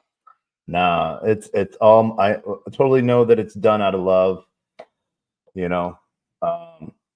Yeah. Well, bro, you've been in the space like in the bear market, and to me, like, there's not many of us that actually have been around that long. So, like, regardless of us, and basically in passing, I still got like a lot of respect for you being somebody who's been around and you still grinding consistently. And like, to me, it's like week or 2 weeks, like, is gonna be like, it's worth the fucking shot, bro. Like, I want you to like be a model for people, bro. Like, we need the ones that have been here to see the difference. Like, you know, the ones that didn't give up. You're one of them, bro. Like, for real. Yeah. No, it's one of those things, you know, like, yeah. I think it's one of those things to where, I keep hoping it gets fixed. I send emails once a month, you know, and I keep getting the words back, "You're not search banned." But what I have to do is I have to slowly report all of the trash ones, you know, and that's what they've said that there's just, because that is their, yeah. I don't know. What is that? Like, I first of all, Jaser, I actually absolutely agree with you. I was pushing back a little bit because I was frustrated with Twitter when I tried to get my account back. But he has his account and it's search banned, and I'm pessimistic about the whole thing. But you are correct. Now's the time to roll the dice and try for it and break your fucking daily. Taco, I agree with him 100%. Let's talk about when Jaser and I search for your account.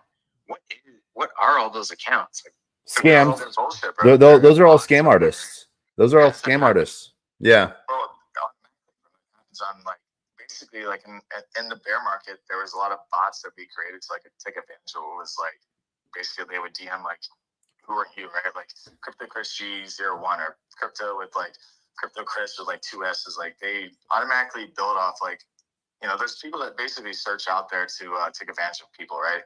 So that's it, bro. Like, that's the crazy thing about it is like, this is the platform, and you know, knowing who he is, like, I want to see him succeed. Like, there's not many of us that have been around in the last 3 years that like have fully like just been doing this. And you know, it's funny you say that because like my buddy Coco, his account got suspended like a couple weeks ago, and I called him today just to see how he was like holding up a little bit, you know, because I know it's like to, you know, essentially take a break. I did it like voluntarily, right? Like I took a 6-month hiatus off social media, and it was one of the best like methods of finding clarity in your life.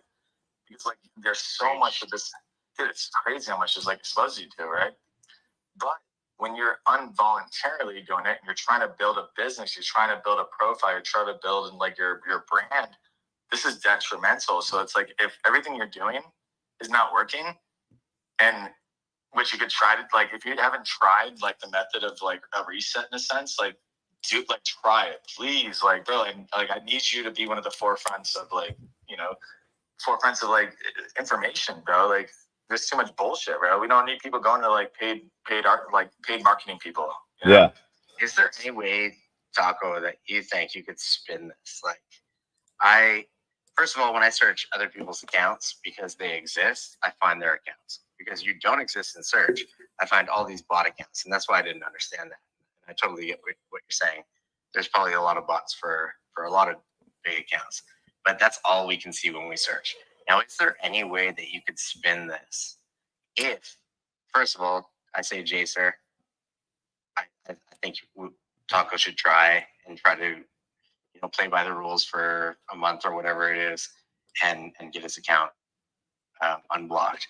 But if you can't, is there a way to spin this as like you are a private account? Like one of my main investors for a different project I'm on, he's marked as a scam on Telegram, and I'm like, yo, it says you're a scam. Like, is this you? And he like called me, and he's like, yes, this is me. Well, you bring up something really good there, and what I would only recommend, bro. I'm sorry to interrupt you. I just like based on what you just said, I would only recommend to Taco is to get a company that has a gold check mark to bring him under the gold check mark, and maybe that like. Oh, I do. You know? Do you not see the gold check mark? It still doesn't work. It still doesn't Yeah. work. Sorry, Rusty. I didn't mean to interrupt you. Really, like you caught my attention on that. Yeah. I'm saying like if nothing can happen, like I deleted 2,000 people, Taco would have to delete 11,000 people, and I believe he has good quality followers as well because he does everything organic and he's not fucking shit posting all day and fucking making bad calls to boost the Yes, algorithm. I am. He's a legit guy. And so you would have to delete 11,000 people to restart your account. So if it is stay completely blocked or stay or delete, I wonder if you stay completely blocked and just start to boost that you have the like only private Twitter account, the one that like you're like you're like the speakeasy where you have to pull the fucking It's the book search out of bar, bro. The search is the truth. Like the search, people need to find. Like, I know. I 100% agree with you. I'm just trying to put a like a positive spin. Like, could you be the guy that is hidden, and that makes you like exclusive? I don't. That's If you know, you know. Hey, here, so can I hear what you're saying, and I hear the spin. You're right. Can I tell you the spin? Here, so the super cheat, when you're typing anyone in that might be search banned, but you know what their username is. If you scroll, you see like all of those B&B things and weird names that you can tell. What's really hilarious is since I changed my name, every time I go to like a new, like getting ready to go to a new conference, I can now almost time when people like copy my account. But if you go all the way to the bottom and it will say go to, and like whatever the tag is, so like you type in and it says go to player one taco, it will take you right to me. And what is weird is there is a fix to it, and it's by being like so if I am not if I'm not actively on Twitter, it's weird. It will show up at times, but if am on Twitter at the same time, it will not show up. And so that's one of the really weird things. Where do you live, by the way? That is not me. That's Parkdale. Sorry, guys. Oh. I'm like Taco's getting arrested. Not this. No. I got sirens in my neighborhood. It's not a horrible neighborhood. I'm in Toronto, but it's one of the last like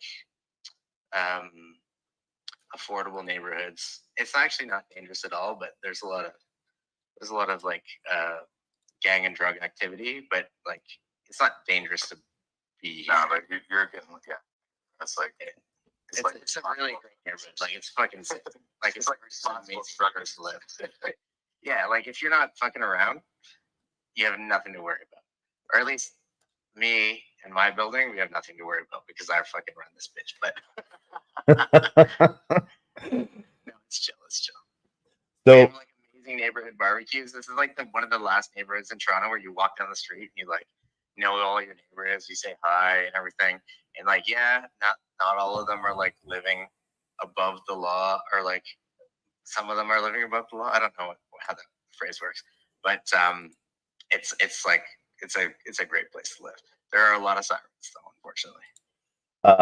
So what I was told that I was staying in the ghetto of Airbnb buildings. I was staying in the ice towers. Do you know those? Where is that? In Toronto. It's right over. It's right in between the Needle and Scotia Bank Arena. That's like gangster shit, right? No, it's not. It's like just south of the financial district. There's nothing there. If anything, they're called the Ice Towers because nobody is on the streets. It's called Ice Towers because there's a bunch of drug dealers. No, I mean, it could be. I wouldn't. In the financial district, I'm sure there's more drugs than in my neighborhood, but my neighborhood gets a little more persecuted for that. But no. Why the TacoBytes called Ice Towers? I do not know. That's what I was sort of asking. I think it's because they're all glass. The towers are glass. You guys, is that where the Toronto hockey team is? Yeah, it's like right around there. I thought it was called the Ice Towers because like that was like meth central, to be honest. Yeah, that would be like my first thing. But if it wasn't like just for meth, I would assume it was just like in a sense like Canada. It's Canada. Again, Taco? It's like right there in between the Needle and Scotiabank Arena, like that street that runs straight into Scotiabank Arena and drives past the tower. And the Scotiabank Arena, like the Toronto Maple Leafs, like where they play. Yeah, so it's the Ice Towers because you guys are a hockey town, so it's like you're right. No, guys, let's just derail this. It is literally the branding of the condos there. It's called the Ice Towers because they're all glass. The windows are all glass, and the balconies are all glass. The more it's you a know. very boring neighborhood in Toronto, and those are probably mostly Airbnbs and contributing to the housing crisis that we have right now. It is the meth capital. Yeah. Let's go. Like the Ice Towers, bro. That's basically they're so tall that the meth cooks off the rooftops. That's why nobody smells it. Yeah. It's the Walter White Towers. They actually call it. Looking for meth. It's another one. Yeah. Go to the Ice Towers. I all I gotta say is I got an amazing Airbnb, huge balcony overlooking the city for like $90 a night. Yeah, that's crazy. We have a problem in Toronto. I don't want to get too political, but we got a problem in Toronto where, like, foreign investment, and I'm not like, I don't know, I'm not one of those guys, but foreign investment in condos has made all these Airbnb properties, but like you can go downtown and look up at the condos, and like I'd say 90% of the lights are off. Yeah. It's just and housing. I live in Parkdale, and I lived here for 20 years. So my apartment rent is like something we don't talk about. It's so fucking cheap. But to live downtown in the Ice Towers would probably cost you 7 times what I pay. Okay. Because yeah, you know, is the rent so cheap? Those are like Americans basically owning like property in Toronto because it's like it's write-offs. It's ways to like evade taxes. When you're doing real estate, you don't have to pay tax on it. So like you buy property and like exactly like that. Exactly. And that's the foreign investment thing is like it sounds when you say something like we need to like chill on foreign investment in property in Toronto, but it's so bad. We have a housing crisis, and then you look up at the condos that fucking paint the skyline, and half of the lights are out at like 7 p.m. because nobody lives in them. They're just foreign investment, and they're Airbnb properties that, yeah, they go for like dirt cheap, but there's not even enough people to fill them.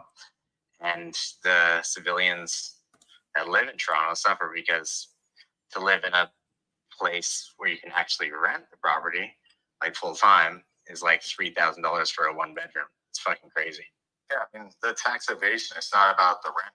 It's about like your renting. So like I'm talking about the civilians. We can't. Oh, I know. It's sucks for the civilians. Like as like Canadians are probably like pissed off at it. Like every time you look up, it's basically just it's money outside of the country, and they're just like using it, right? So it's like you're not actually like prospering because if that was all like Canadian like residents, right? You guys would have so much more life. You'd have way more money like circulating through the bars, circulating through the area, right? Like there would be people that are spending because they live there. Instead, you got those with nobody living there. You're a bartender, like in that area, and like you're not making like any money because like there's nobody coming there. I mean, the thing is, like our nightlife is dope, but we're a a town of. You're a tourist 8 town. I million gotta say now? this. 8 million people or something, and you look up in the sky and we're having a housing crisis. You're like, we have a lot. Yeah, and there's no lights on. There's no light.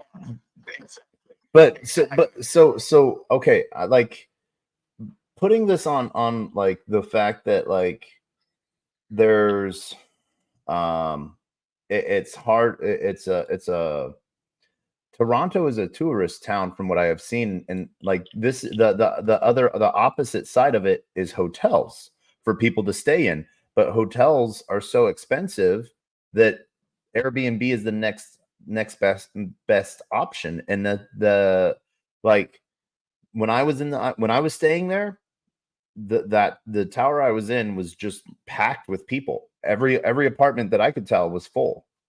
So I don't know if it like just comes in waves, you It's know? not about the money, bro. That's the point. I mean, you were in the ice towers. You are like as downtown can get. So Yeah. I'm not surprised.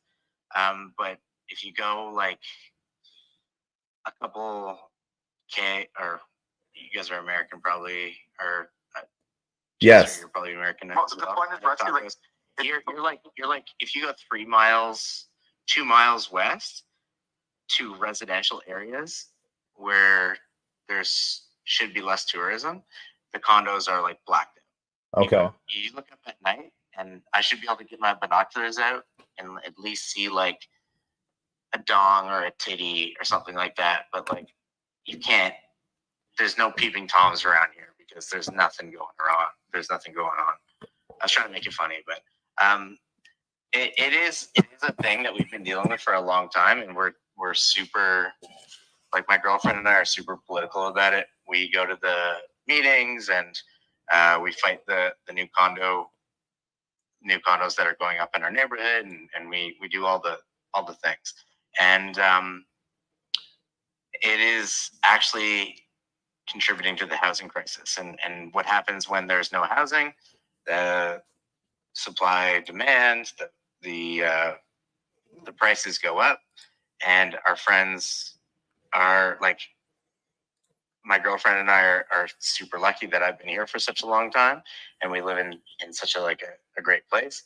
But like when my friends are over and they're like, oh, I'm getting kicked out of my building, or I gotta go find a new place, and they're looking at like a $3,000 like 1-bedroom apartment, and they ask like, how much? Oh, this place is great. How much are you paying?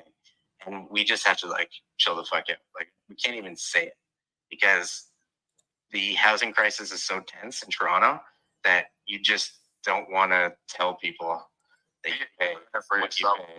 pay, and you just want to support them and do whatever you can. And so when people leave my building, there are people in my building that are technically sending rent from 4 residencies ago.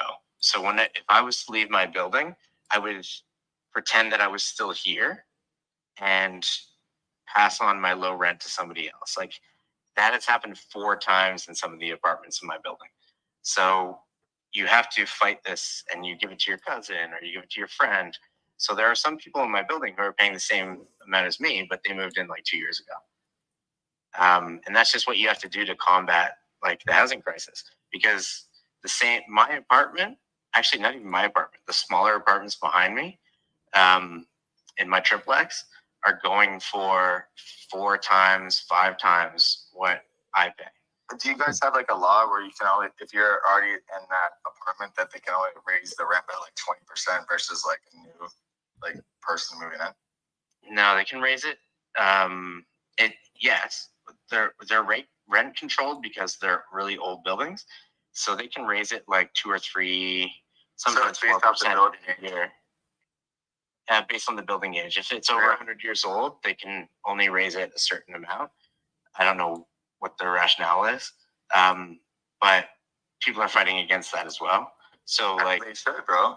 Like, it shouldn't be a building age. Like in Tampa, where I live in Florida, like, dude, I've been in my apartment, like my studio here, for 6 years, and like the same studio is about like $700 a month more if you just move in tomorrow, right? But like, why would I leave this like unit when I'm only like, they can only raise my rent from 1,800 to probably like 2K next year. Like, and I'm paying 2,700 for a fucking studio, right? Like, yeah, if I move, I'm paying $860 here, and that's great for what? What are you paying 860 for? A 2-bedroom? it's a 1-bedroom, but it's a very large one bedroom. That's so crazy. 860. And my neighbors in the back who just moved in are paying 2,100, and it's like half the size of my apartment. But that's Canadian, right? Canadian, yeah. Okay, okay, only like 30% more, but that's still. I also live in like what you would call the shittiest neighborhood in Toronto right now. So I gotcha. So But can I like that- so they like are I the said, it's actually amazing. the reason I moved out of New York was part of that. Like, so I just moved from New York to Dallas, you know, and they were wanting to jump the rent up close to 5K, you know, or 2 years ago was like 2,800. But now moved to play twice as big, a third the cost, and it's safe enough for me to park my car in front of it rather than park my car 3 states away at a train station, which was both safer and cheaper than bringing it into New York. But so that's one of the when you bring a lot of tech companies into a place, when that's one of the things that housing thing sort of happens. You know, people want to live in Toronto, and you know it very, you know, that's the thing with housing. You know, if there's not a lot of it, it gets scooped up quickly. You know, Yeah, I mean that's the argument against the foreign investment, and like I'm free market everything. yeah, The only thing this is the only example yeah, that I can think of the free market failing is when you let foreign investment come in, buy properties as investment properties, and then not have to make them like housing properties. So you can make them short-term rental properties, which means you can Airbnb them. I think that just straight up, like I travel the world, I love Airbnb, but in Toronto, it's ruining our economy. So it's like you buy a place here, you got to, you know, participate in the free market long-term rental economy. Short-term rentals are killing us in Toronto. Like my buddy's got a fucking place half the size of mine for like 2,700 in a basement, and I'm just like, fuck. Like he comes and hangs out at my place all the time, and I love him. I can't wait to see him next time I see him. But like, it's bad. But I mean, like, what does that come down to? Like, in my like, I'm in Florida. I'm American, so like, I don't want to be in a sense like I'm misinformed in a sense of where I'd come at this and be like, why not just go find a better job? Why not figure out a way to make more money? You know, That's me. That's me too. That's me too, man. Yeah, I'm like that. My girlfriend's not like that. Well, no, I mean, like, for example, like when it comes to everything, like being, especially in this space, like, you know, you even being here, like just as much as me, just as much as Taco, like we're here, like already ahead of most of the game when it comes to just like absorbing knowledge, whether you want, like, it's fucking late for me, right? It's 2:30 in the morning. So it's like, I've been having fun. I've been drinking at night. Like, I just want to come out and chill because like I find more value because like I can go to bed knowing at night that I did my best throughout the day to like absorb as much as possible on my time, right? And I think that's the most important thing going into like what we're trying to accomplish, like especially with real estate stuff. Like these are all examples of how the industry works now, but like be ahead of like going into it and how to be an example. It's like, why not be that person that like can change the rental business around? Like I really think those opportunities exist because most of the opportunities that came and created all these situations came through the internet, right? Like somebody took advantage of something to create all these mishaps, create all these ways to make more money, and you know, I think that next level is through everything we're doing. You know. Yeah, I got a little deep there, man. No, I actually agree with you. Like this is one of the things where, like my partner and I, we agree on almost everything. and she's all like, "Oh, fix the rental crisis, and all this." And like I said, I'm all free market, and this is for me like one of the big fails where I think I don't want the government to touch anything, but this one I think they should just be like, "Yo, if you're gonna fucking buy a place here and not live in it, you should rent it, not like Airbnb it." Like that's like the only thing I can think of that would go like kind of anti-free market, like some intervention from the government. Otherwise, when what you're saying is like, if I was in real estate, if I was in anything other than what I'm trying to do right now, I'm always looking for opportunities in these sectors. And if there's a rent increase, if there's a cost of living increase, my reaction isn't to complain and leave the area. It's to, or maybe I'll leave the area if that's my reaction. But my reaction is to adapt. And my first reaction is to make more money. And my partner has like a glass ceiling that she's actually cool with in her job because she does such great work in the music industry, and she loves her job, and she used to travel and all this stuff. And she's just like, fuck the economy.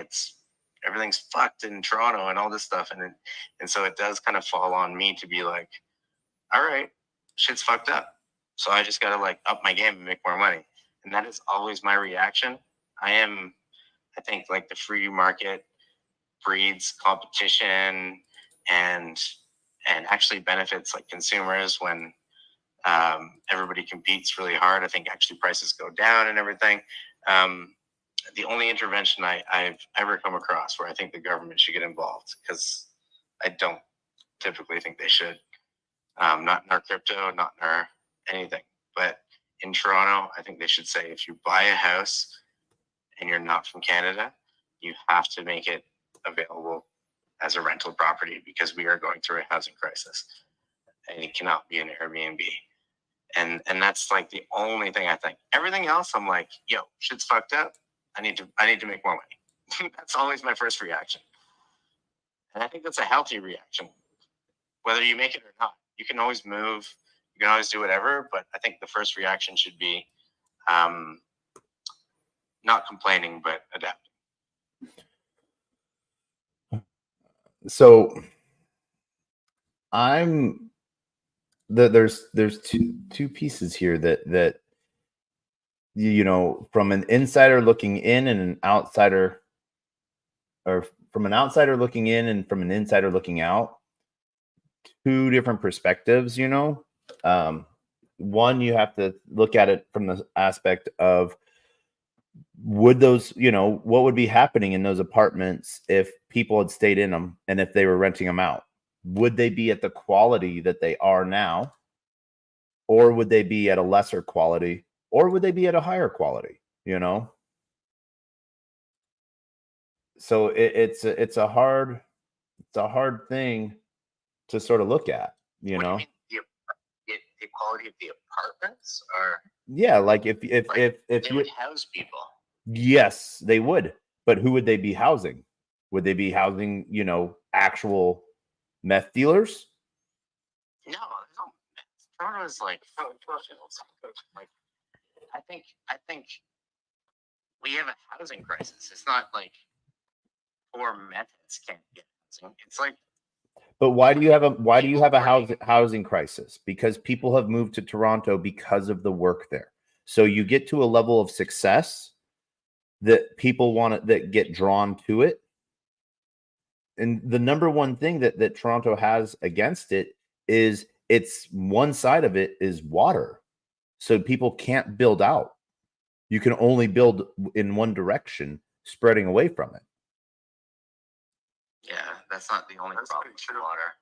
The biggest problem with the water is that go to any fucking town in the United States, in Canada, fucking Japan, wherever, the waterfronts are dope. Yeah. Because that brings in money to the economy. An amazing waterfront, access to water. And Toronto built a highway along this entire waterfront. Yeah. I love my city, but goddamn, It's so hard. No, bro, it's there, right? So like, what you're fighting for is you're trying to get more people to be able to live in these areas that, like, where they work, where they spend most of their time, and a lot of those spots are basically owned by foreign people that are just using them for Airbnbs, or if they're not, they're basically dormant, right? So it's like the double-edged sword is like you want tourism, but you also want like local, like you want people to flourish, right? They can't really do much if they don't live there. So if you don't have a good ecosystem, like getting into the city, or there's tons of traffic, or you don't have subways, like the people that are basically servicing are in the burbs. That's what we deal with in America. No, it's similar, very similar. Yeah. Yeah, it's the city planning has been trash. I don't even know if they filled those condos. Goddamn, trash. But Taco worse than it is. so I don't even know. Like it's such a disaster over here. But I love it. I love it here. So But Taco's worried about the meth heads. He wants to make sure they got a place to stay. No, well, no, oh, yeah, they got a place to stay. no, I'm just saying, like, if you're talking about filling those apartments, who are you going to fill those apartments in? Because we've seen this in the US. All right. Most recently with New York, there was the same thing where, all right, cool, there's a huge housing crisis. So what do? They took over hotels and turned them into, the housing crisis isn't for people that have homes. It's for people that don't have homes. You have a home, so you're not necessarily part of the housing crisis. But my friend next door who just moved in for who's paying they're paying a larger rent. In Toronto is not about homeless, and it's not about methods. It's about the price of housing due to like the median income.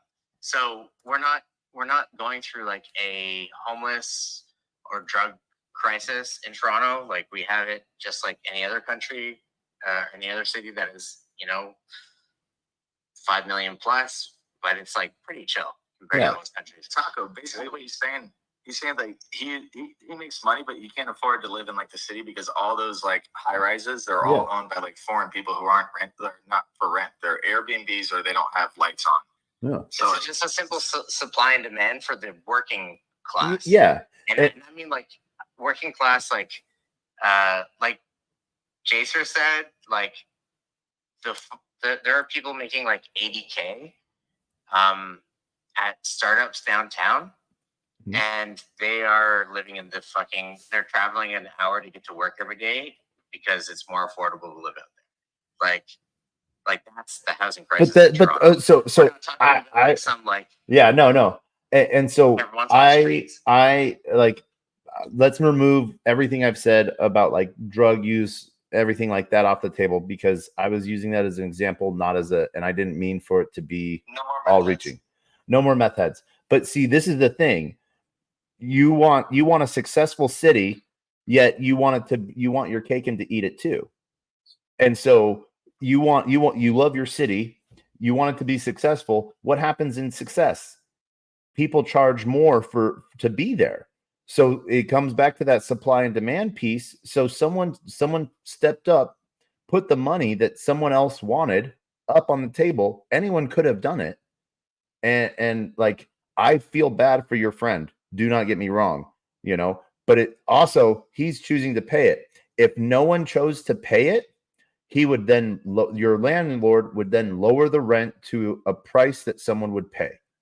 Yeah. So what you're saying actually kind of buys into what I'm saying is like, I'm all free market.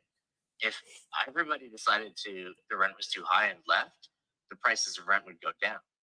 But if everybody, if we made a mandate that, X amount of properties for an investment actually needed to be long-term rentals, then people would fill the space and they would also stimulate the economy, driving more money into those people's pockets. The rent would go up, but at least their income would go up as well. So right now what we have is the competition goes up from lack of supply and a high demand. But if you open up the supply, more people move in. And when more people are there in the city, then there's more stimulus to the economy. And yeah, so the rent might go up, but there's more stimulus to the economy. So also people's earnings go up, people are making more money, and they can afford the rent. Right now, what we have is the problem where nobody can afford the rent because there's not enough activity and there's not enough stimulus. Bro, it's like owning 80% of the supply of a coin, and like you hit like a cap of like you're in the like 30 million range, and like nobody's buying because it's like the supply is hell, and it's like there's no like it's just you're too like adjusted. So like the reason that foreign people are buying these properties, they're not buying them to like rent them out for people to live in. They're buying them because they're like basically evading taxes, they're evading like capital gains, or whatever they need to do, right? So like you got a bunch of these like beautiful homes, places people literally could probably use, but like it actually probably makes more sense for maybe for legal reasons in the United States. But I would assume that like they're not renting them, and they're just basically like people literally in the US buy Canada properties, like especially by the borders, sheer fact to just like place money.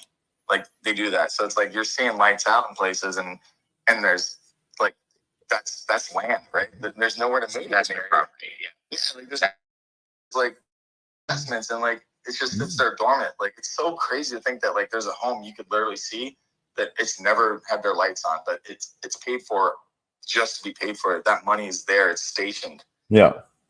Yeah, it's so crazy, and it's. I love that you brought it into a fucking like a Brought it into the degen world. Yeah, it's like DeFi. Bro, 80% of Toronto is literally like locked up. Like 80% of Toronto is like you can only work. So what are you gonna do? You're gonna see either like high fucking prices that are outpricing you as like an individual, but people will come in and Airbnb it for like vacation. But like as a worker, you can't live there. You know? Like, yeah, we gotta come down. You gotta next time you're in Toronto, you can sleep on Nelly Furtado's couch. I got a big ass couch I got from a famous Canadian artist. I know who Nelly is. I would love to fucking do that. That sounds so cool, bro. Yeah. And you can sleep in my trashy neighborhood that's perfectly safe, in my trashy apartment that's also very Have safe. you not seen some of the Airbnbs I've slept in? And then I'll walk you down the street and we can just look at the apartments, and you'll be like, holy shit, there's nobody living in there, and apartments are $3,000 in that building. Yeah. That will.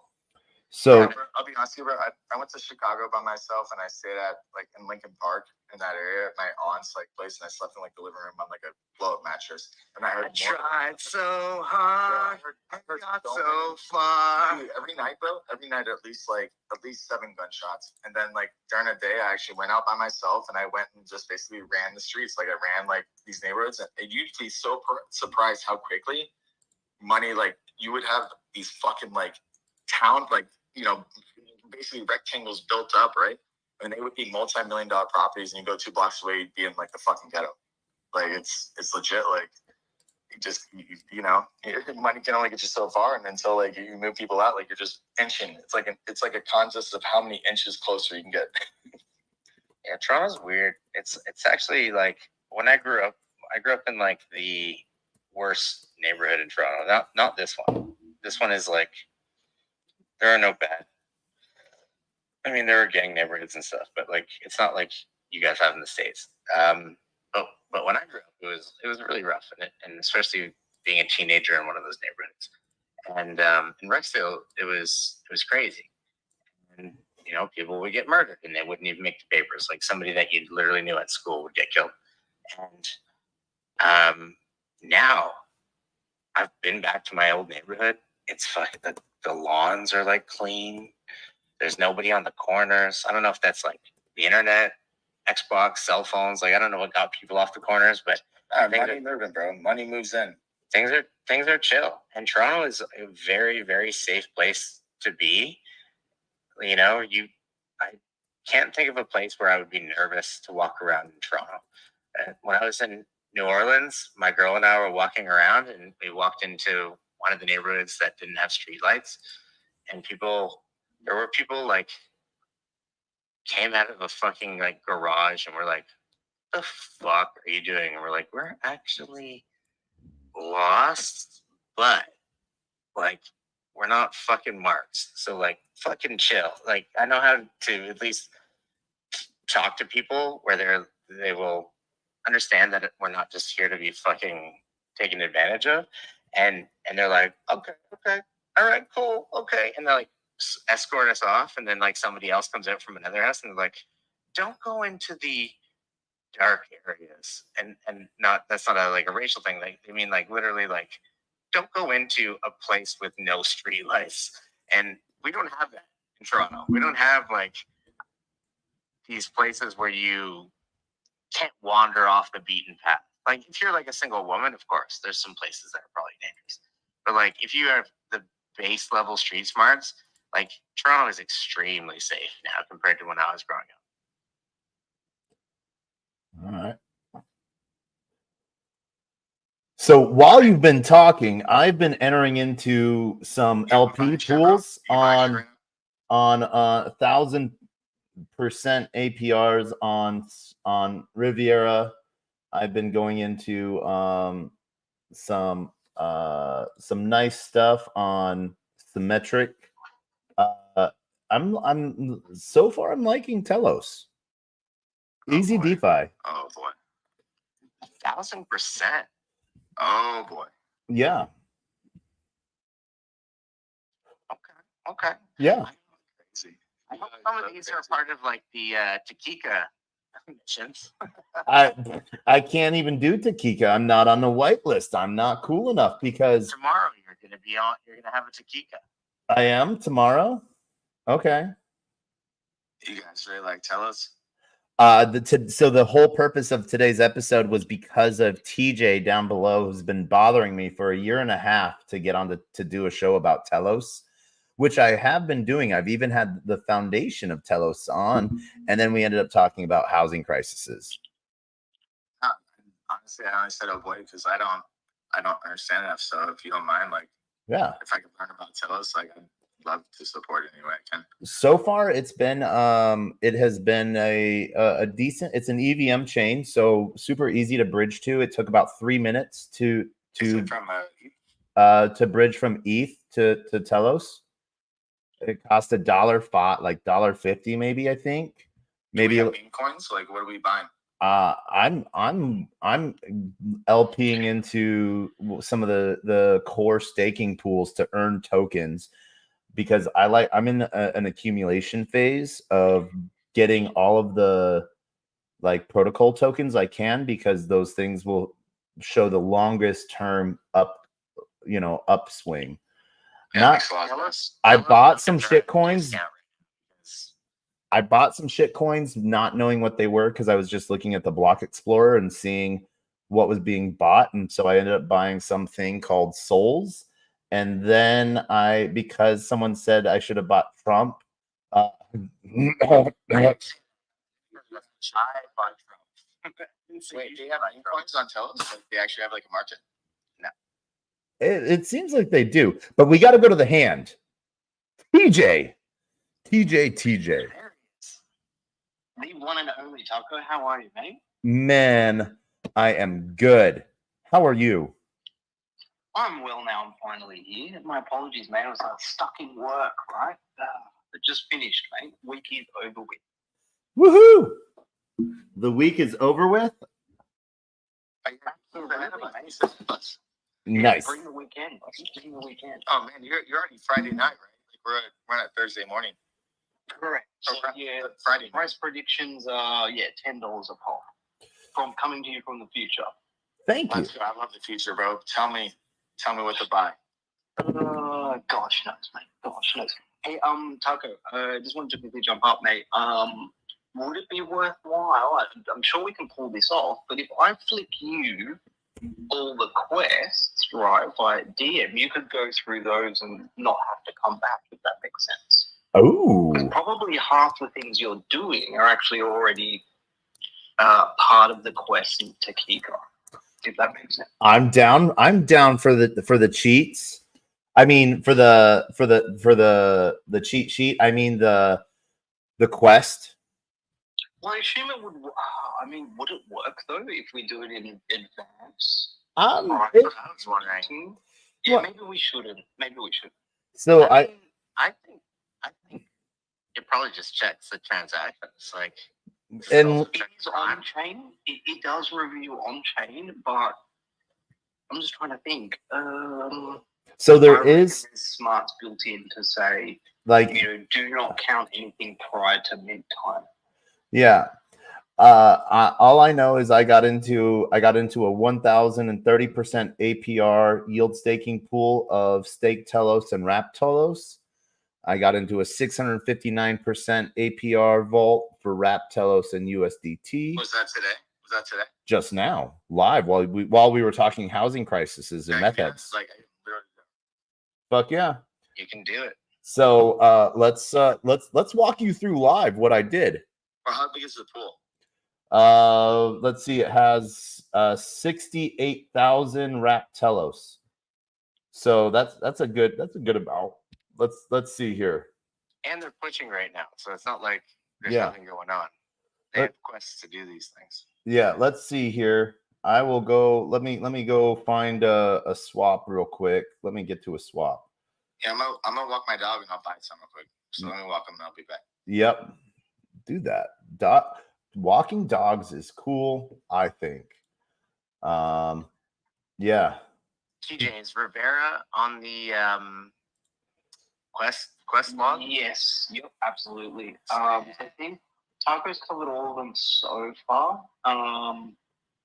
Yeah, as I said, I could flick them through, but I just kind of have a gut feeling that it's not gonna register anything done prior to that. As I said, that time. I'm only assuming that. And Taco, if someone wakes up, someone might magically be able to click a button for you. We'll see. Well, yeah, I've been sitting here for almost 3 hours clicking buttons. Oh my god, that means I have to go to bed. Oh, that means that in 4 hours in the morning. So I'm gonna leave you guys. 4 I love hours. you, Taco. I love fucking talking to you for 3 hours, and I love Telos. TJ, nice to meet you. Likewise, likewise, mate. I have seen you Chaser? around. Nice to meet you. Yeah, we've seen each other. LFG. So I don't know who everybody is here, but yeah. So Taco, thanks for having me. Always a pleasure. As Cool. always, every time I join you on one of your spaces, I think of a bunch of questions I want to ask you that are kind of outside of the talking points, which I won't remember tomorrow. Okay. But kind of makes me want to just be like, Taco, what are you doing? Tomorrow I will bug you and be like, this is what I'm doing. Tell me if I'm fucking up this bull run. Okay. And I want to talk to you about like my really outside of the box, yet I'm very, very invested in long plays like Degen plays. I am. Hold on. I think. Let me look on my calendar real quick. I am free. I think after like 3 p.m. Because where are you? I'm in Texas. So like that's like 3 p.m. your time. 5 p.m. my time? No, 3 p.m. your time. Okay. Yeah, because I got yeah, I have I got to go sit at the DMV tomorrow morning in person because and I got to be first one at the door because all of the online appointments are scheduled out till 2025. And yeah, so I am I got to go sit at the DMV tomorrow. After 4:30 p.m. tomorrow. EST. All right. Shoot me a message. If we don't get together, we'll make it happen. Yeah, and, man. We'll do it soon. You have my telephone number, man. I can call you. Yes. I'm going to forget. It's such a bitch move, huh? I'm just like you're putting this on me. Okay, cool. Yeah. I'm you to let's connect soon. All right. It doesn't need to be tomorrow. Oh well, let's do it tomorrow, dude. I leave. I think town next Friday. Okay, let's do it tomorrow. It's yeah. Friday. Let's talk at like 4 p.m. tomorrow. EST. Sure. Let's do it. It's down. It's on the calendar. All right, I'm putting it in mine too. Boom. All right. All right, love you guys. Jay, Wait. nice to meet you. TJ, thanks for joining. Rusty, before you go, you have to do what has to be done every time someone leaves the show. You have to give words of wisdom. 30 seconds. Go now. Okay. When approaching a bull run, I think in crypto, you should allocate at least 5% of your portfolio to really, really big potential fucking life-changing plays. 5% of your portfolio on a life changer, like an absolute moonshot, actually makes a difference no matter how much your income is and how much your expendable investment portfolio is. So look at things that are very, very low market cap and have a very strong signal. For instance, somebody who opened up a major exchange is their side project. Somebody who, a team who did X, a team who did Y. Really, really, get out there, look at all your fucking shot callers or whatever, but look for these really, really small plays that have an actual potential to blow up, and risk 5% of your portfolio on that, because that's what I'm doing. 5% is nothing. Don't throw anything. Don't get so convinced that you will invest something that you will regret losing. But diversify, and I think some of your portfolio, 5%, should be a very, very high risk moonshot play. Multiple moonshot plays. Not meme coins, like real projects with real potential to make a difference based on the sector, the narrative, or the founders or the investors. Do real research, find something small, invest very little. That's part of your diversification strategy. That's my Not 30 seconds words of advice. Yeah. I think you said 30 minutes. That's the wine talking. That's the wine talking. Oh man, Rusty, it is always good to hear your voice and hang out with you. For those of you that are joining us both on screen, please follow Rusty. It is Trash Panda MC. Once again, that is Trash Panda MC on Twitter. NFTO. Join NFTO is also on Twitter. You can find, and it's he's a pretty good guy. In person, he serious in the front, party in the rear. But he is a good heart, and I love him. Stop, I love you, man. You had a great night. Good night. Good night. I want to welcome up to the stage Treats. GM Treats. How are you doing? What I'm talking. I'm chilling, dude. I'm chilling.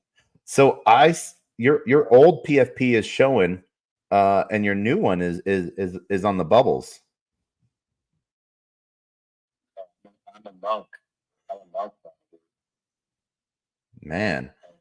Yeah, it is happening. How have you been?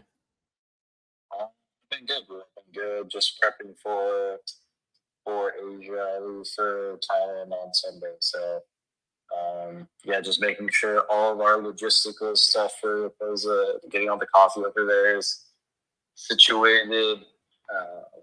Man, I'm excited. I've never been to Asia, so I'm super stoked to be able to go and make it like a little bit of a vacay before I go and a little bit after as well.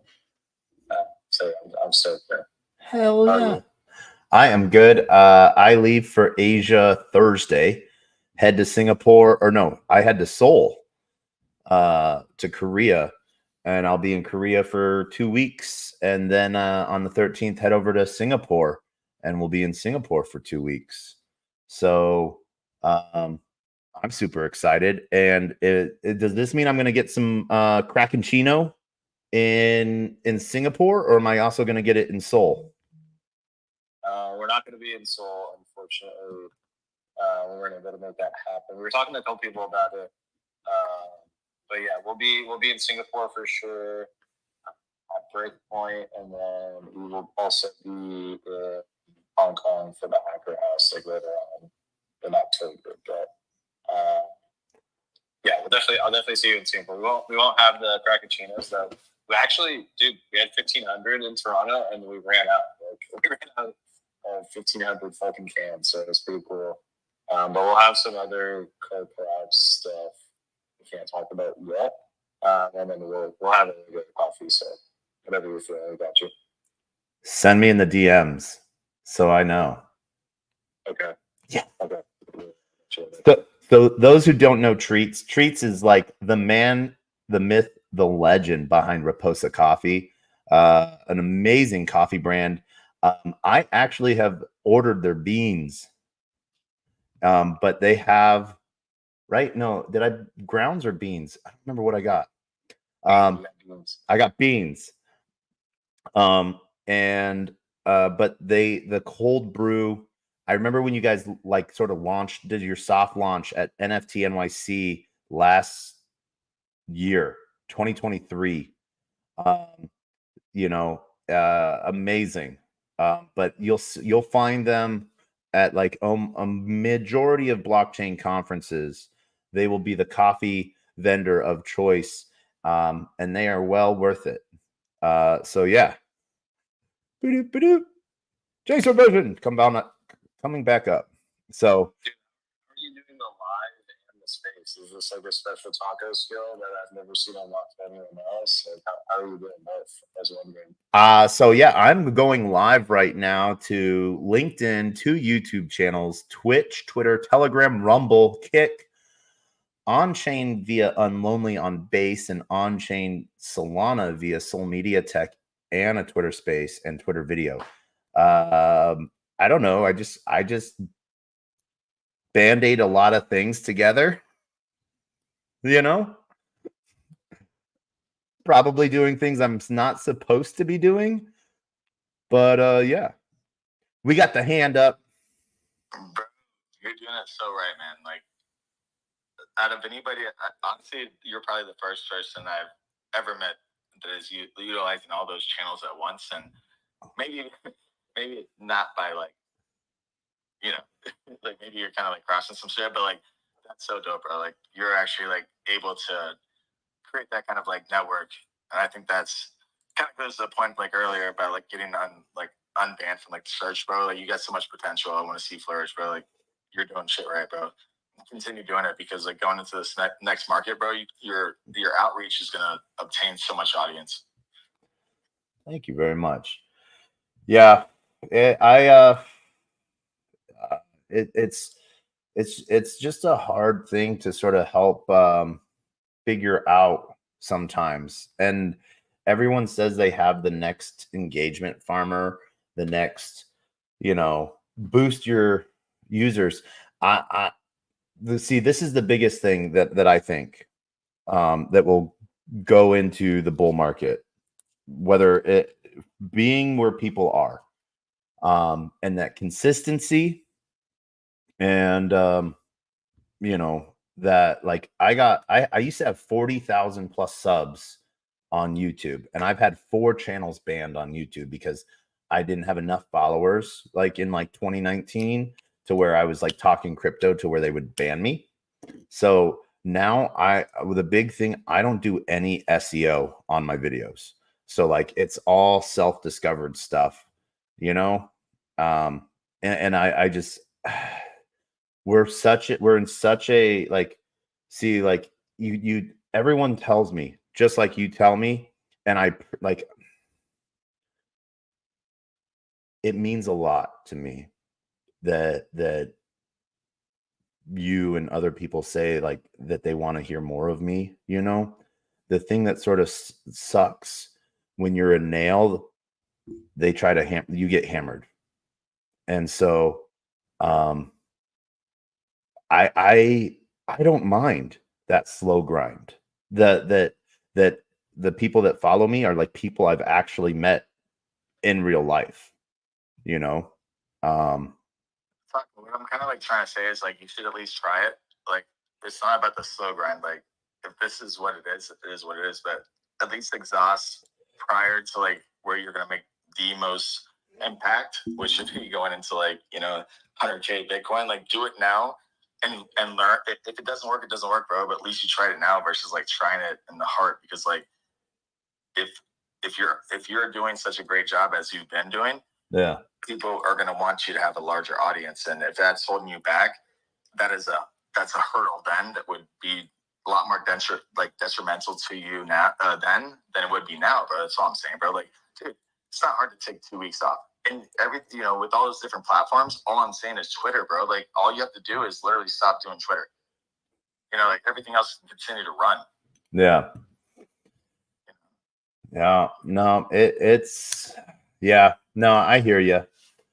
I mean, bro, like ever since I met you, bro, like I felt it. Like there's like I didn't know what aura, what arcs, all these things were on like meme coins, on all these things about like people, like oh, it's aura, this shit. Like back in our day, bro, like when I met you, I was like, we just like if you vibe with somebody, you know that they're here for a good reason. Yeah, that's the most important, bro. Like, and you are, man. So like people flourish in different ways, and what you're doing is like you're taking advantage of pretty much any marketing channel on social media.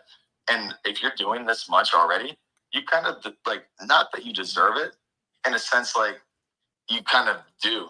So it's like this hurdle is also like maybe one of the final steps of learning like what, like if it doesn't work, bro, at least you fucking tried. Because that search ban, bro, is crazy to me.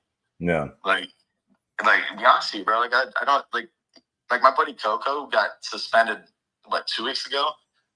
You know, Coco is like board A. Yep. BAYC 364. Yeah.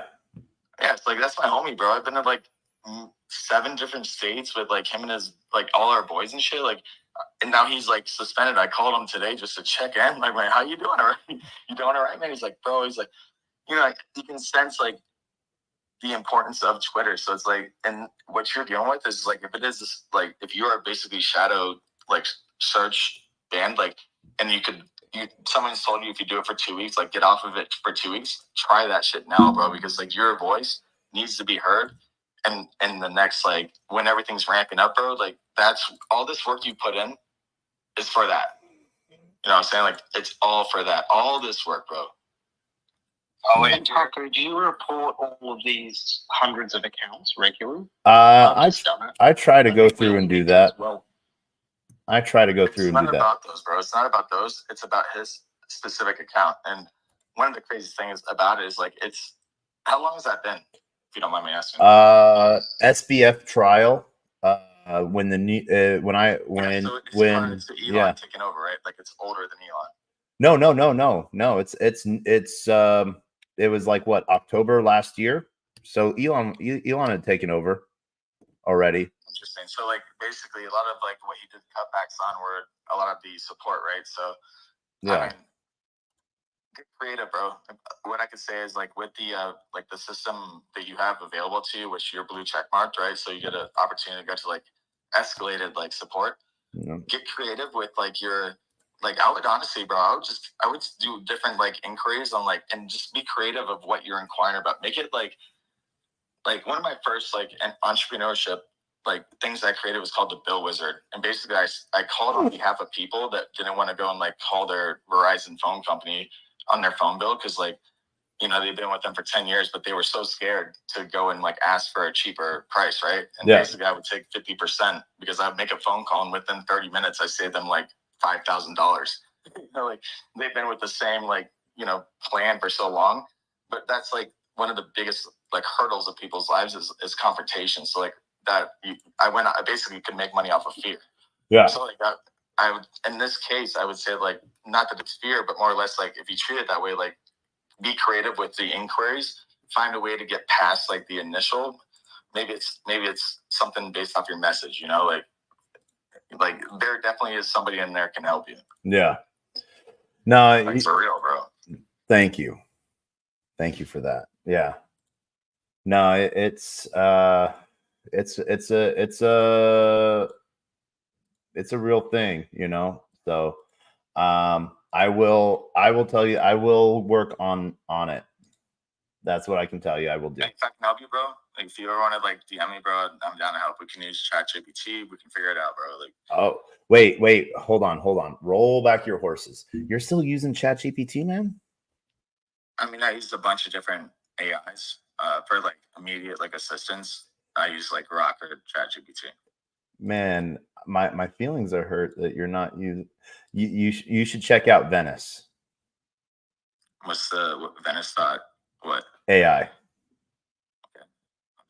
What's the benefits? Is it better? Better, like render out imagery, like better imagery. No, so you can sign in with just a wallet.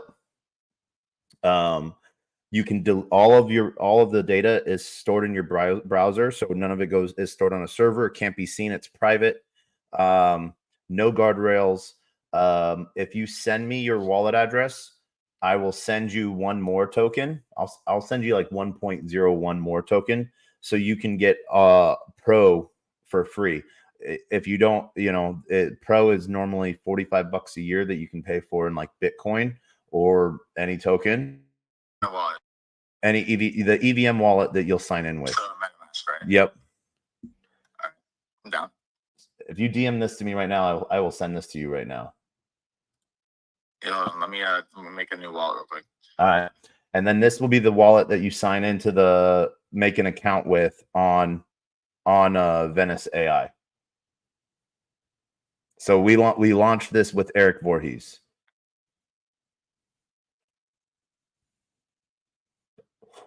Boop, boop. All right. This is how we help people get out of the black box that is ChatGPT. TJ, how is the future there, sir?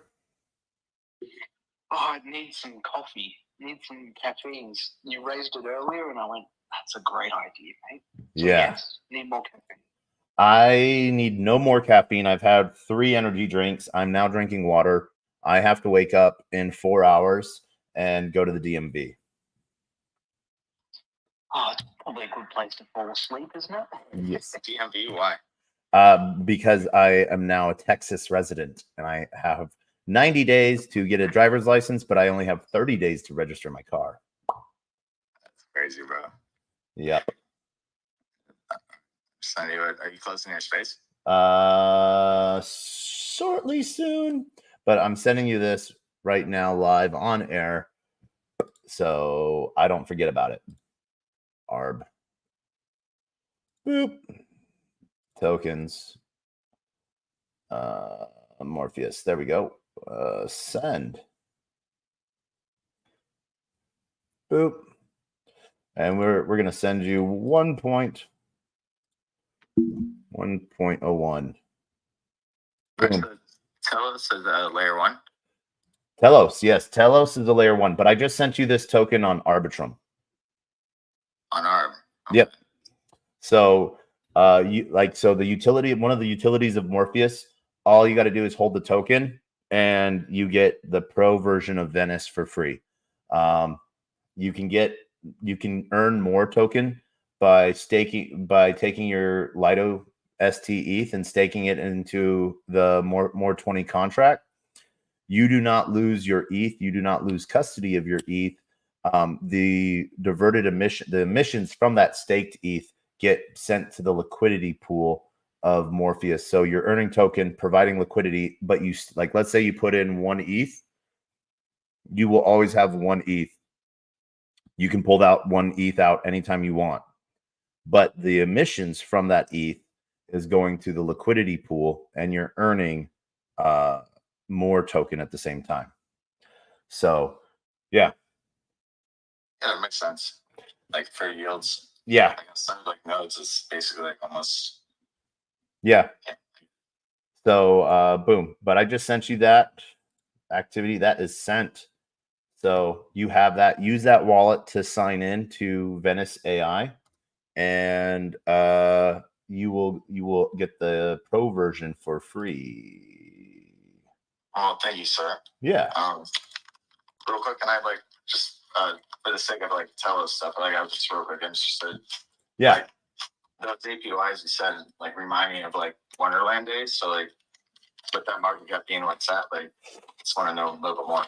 So what I can tell you from what I've seen so far, 100% incentivized. They're not doing they're incentivized APYs. Are they going to be lasting for an entire year? I don't think so. Are they going to be lasting for a little while? Top users, right? Yeah. The more users, the lower it goes. So my question is I understand that. So sorry to interrupt you, Mark. Basically, my question is what is the what's the point of TELOS so I can understand what I'm actually kind of gambling on? So far, what I've been able to see, it's a faster EVM. They've built in some of the ZK pieces into it, so privacy and proof of. So they're looking to be very industry friendly, and really easily integratable by anyone. So I haven't seen that magic juice that sets them apart yet, but I know that there's a hand probably. Yes, there is a hand from TJ.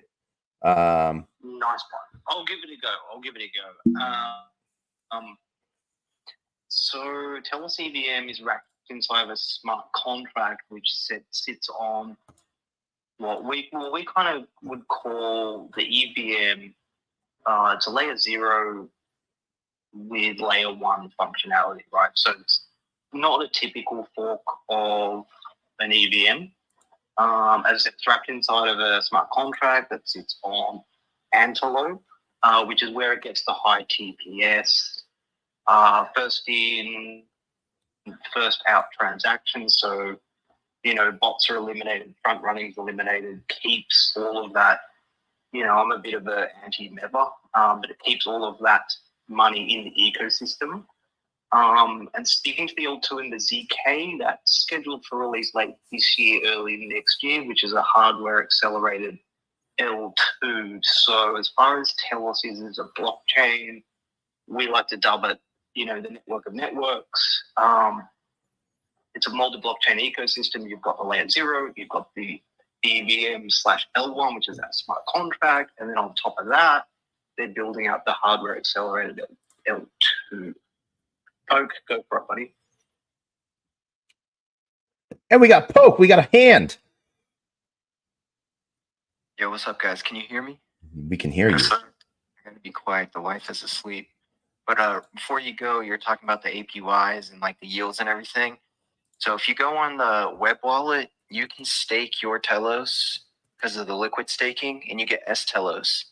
You can now take that STELOS and go to Symmetric, and then you can basically utilize that in another pool.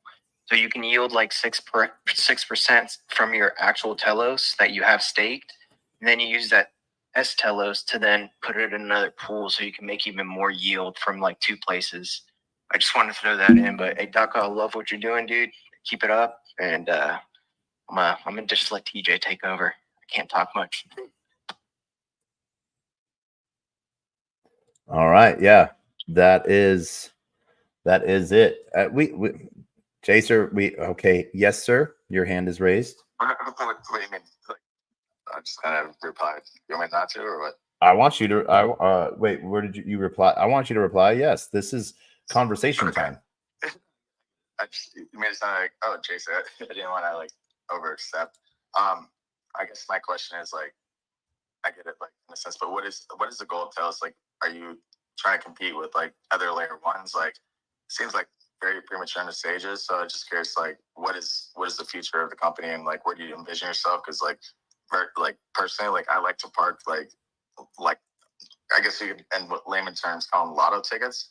So I'll bridge a little bit of money over and do what I need to do to have something just based off long-term visions, because the people that mentored me, the OGs back in 2013 and stuff, the ones that invested in BNB, in pre-stages, like that's what I'm trying to do. Like I'm not, you know, you wake up to bags. Like imagine being like a millionaire overnight because you had like a series and like BNB. So like I love it. I just want to understand like what is your vision? Look, I'm not part of TELOS. I'm just a community member. But look, vision-wise, I think as I said, we're steering towards a hardware-accelerated L2. And the narrative around that is to become the privacy hub. So ZK, privacy hub for all EVMs, basically, is the idea there. So that's kind of your snark aggregation. It's an interesting protocol. The gentleman who came on board and who's kind of, I guess this is his vision, he's John Lulick. So he's a kind of OG Ethereum Foundation guy. He went over to Polygon, did the rebrand from that into Polygon. Now he's come over here to TELOS. So yeah, that's kind of probably vision-wise, I think he's going to be playing that zero knowledge game. And then with the hardware acceleration, I think both those together are pretty unique. And then, yeah, it brings in all sorts of crazy things like,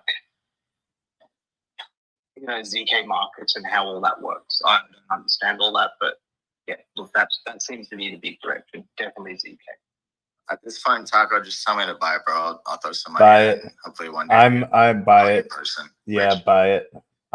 I'd say buy it. I'm actually going to buy it, bro. Like one day we can like look back like 3 years from now and be like, that was a good decision. You know what I'm saying? Fuck yeah. I hope so, guys. Like, I mean, they're pushing, right? Like, you know, the major sponsor of Token 2049 this year. They did CC this year, so they are pushing it on all fronts. I was at ECC and I saw him. I was at you did? Lovely. Yeah. How good's that? I was at Token 2049 Dubai and I saw him. And I will see them. Stand good at ECC. Yeah. You know, they were super busy. And the 2 times I walked by, I was just in and out of the main facility because there were so many what's the word? Oh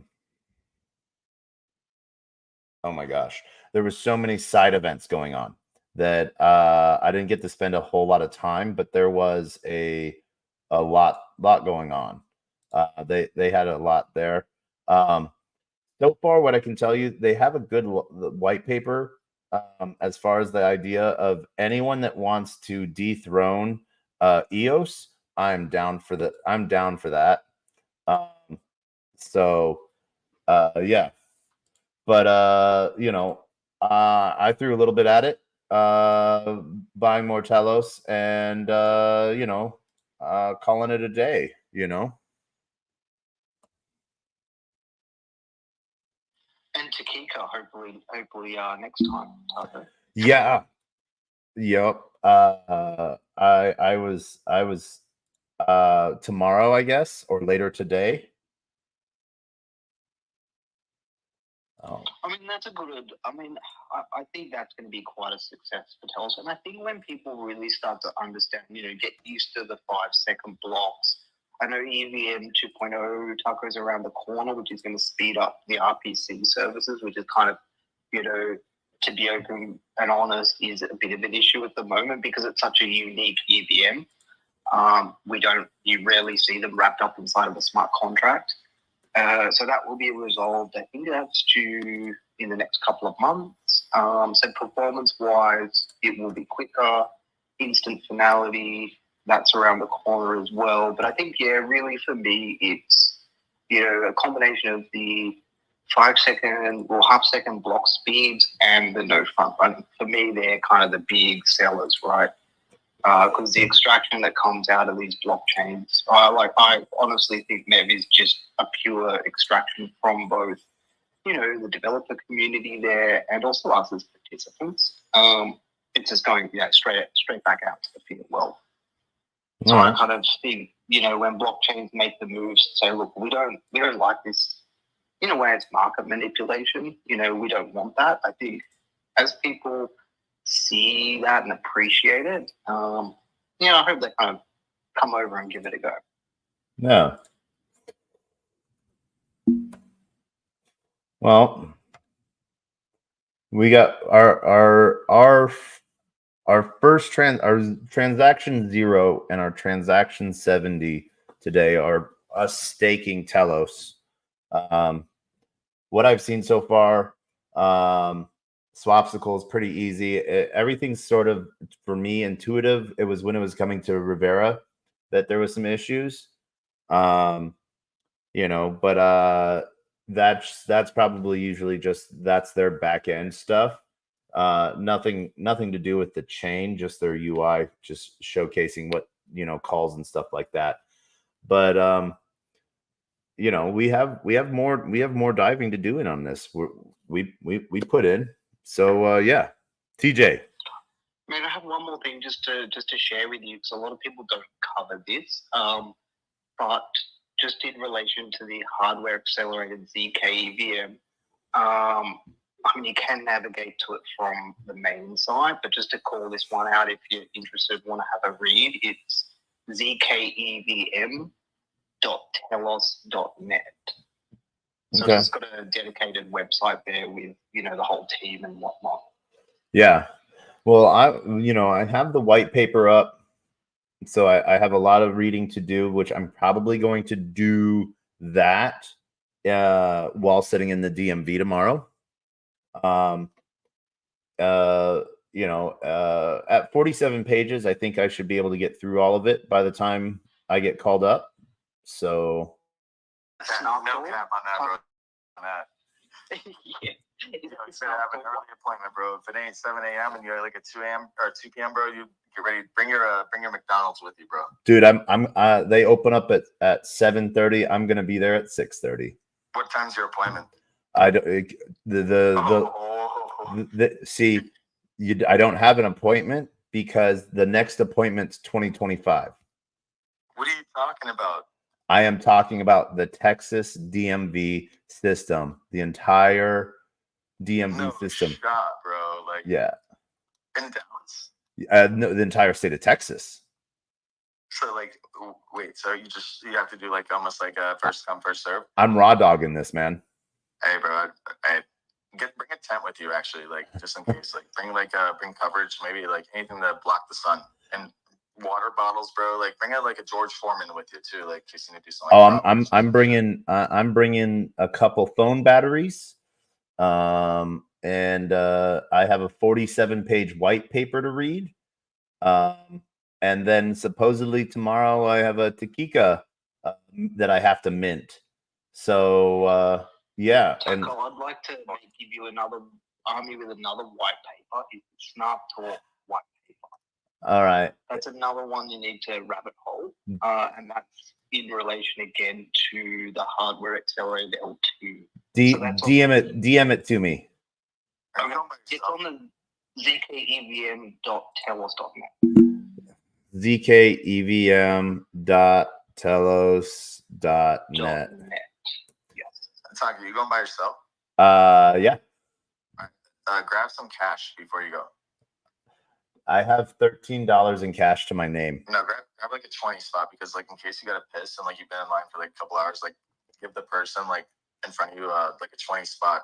That way. Like, oh yeah, no, I am prepared for that. Yeah, bro. Yeah. Like for real, bro. All right. So yeah, for you, bro. I feel for you. Hardware accelerated ZK EVM layer 2. Yep. We got this. All right. So thanks, TJ, for giving me more to read outside of a white paper, 47-page white paper. Oh, there's lots of pictures of people. That means it's real. Damn it. I hate real stuff. Bro, get some sleep. You got a long day tomorrow, bro. Well, since everyone's up on stage, we have to do what we have to do all the time. As there's people up on stage, we have to all go around the room and give 30 seconds words of wisdom, because that's how we do this. So TJ, I'm calling on you for your 30 seconds words of wisdom. I'm going to be quick. Get a hardware wallet if you haven't already. I got 2 right here. Wait, that's 2 new ones in a box, and then I have like 13 in a bag. Got It it. wasn't obviously directed at you. It was just, anyone who's thinking of ordering one, get one. Get one tomorrow. Or go to Best Buy and buy one. Jacer, 30 seconds. Big Chris. Yes, sir. I got drained my entire portfolio because I didn't have a hardware wallet. And I had it actually in front of my computer, and I decided to download a file thinking it was a game, and basically lost everything through my Telegram and the bots that they had control of. So, like, yes, get a hardware wallet and utilize it first and foremost. So now that I actually have restarted my portfolio, I've made 3 times more than what I had, in the sheer fact that I've been holding it in the wallet and making better decisions. But I would say, like, be an example for everybody else. If you're in the space right now, like, you have so much potential knowledge that will teach others. So with 30 seconds, I would say just get the opportunity to help somebody else's life through crypto and give them a reason to make better choices. Take that risk. Do that. Onboard your grandma. And as always, my words of wisdom are always the same. A closed mouth cannot be fed, and you cannot feed a closed mouth, meaning if no one knows you're looking for opportunity can never come a knocking. If opportunity does come knocking and no one answers, it's going to keep on walking. And with that, ladies and gentlemen, I want to thank everyone on LinkedIn, YouTube, Player One Taco YouTube, 0x Degens YouTube, Twitch, Twitter, Telegram, Rumble, Kick, Unlonely, and Soul Media Tech, and Twitter Spaces for joining us tonight for this episode of 728th episode of TacoBytes, your Daily Bite of Degen, as we've been talking about TELOS. I got to get some help as we end this episode with the same way we end every episode, with the greatest, worst knock-knock joke on the face of the planet. Knock, knock. Who's there?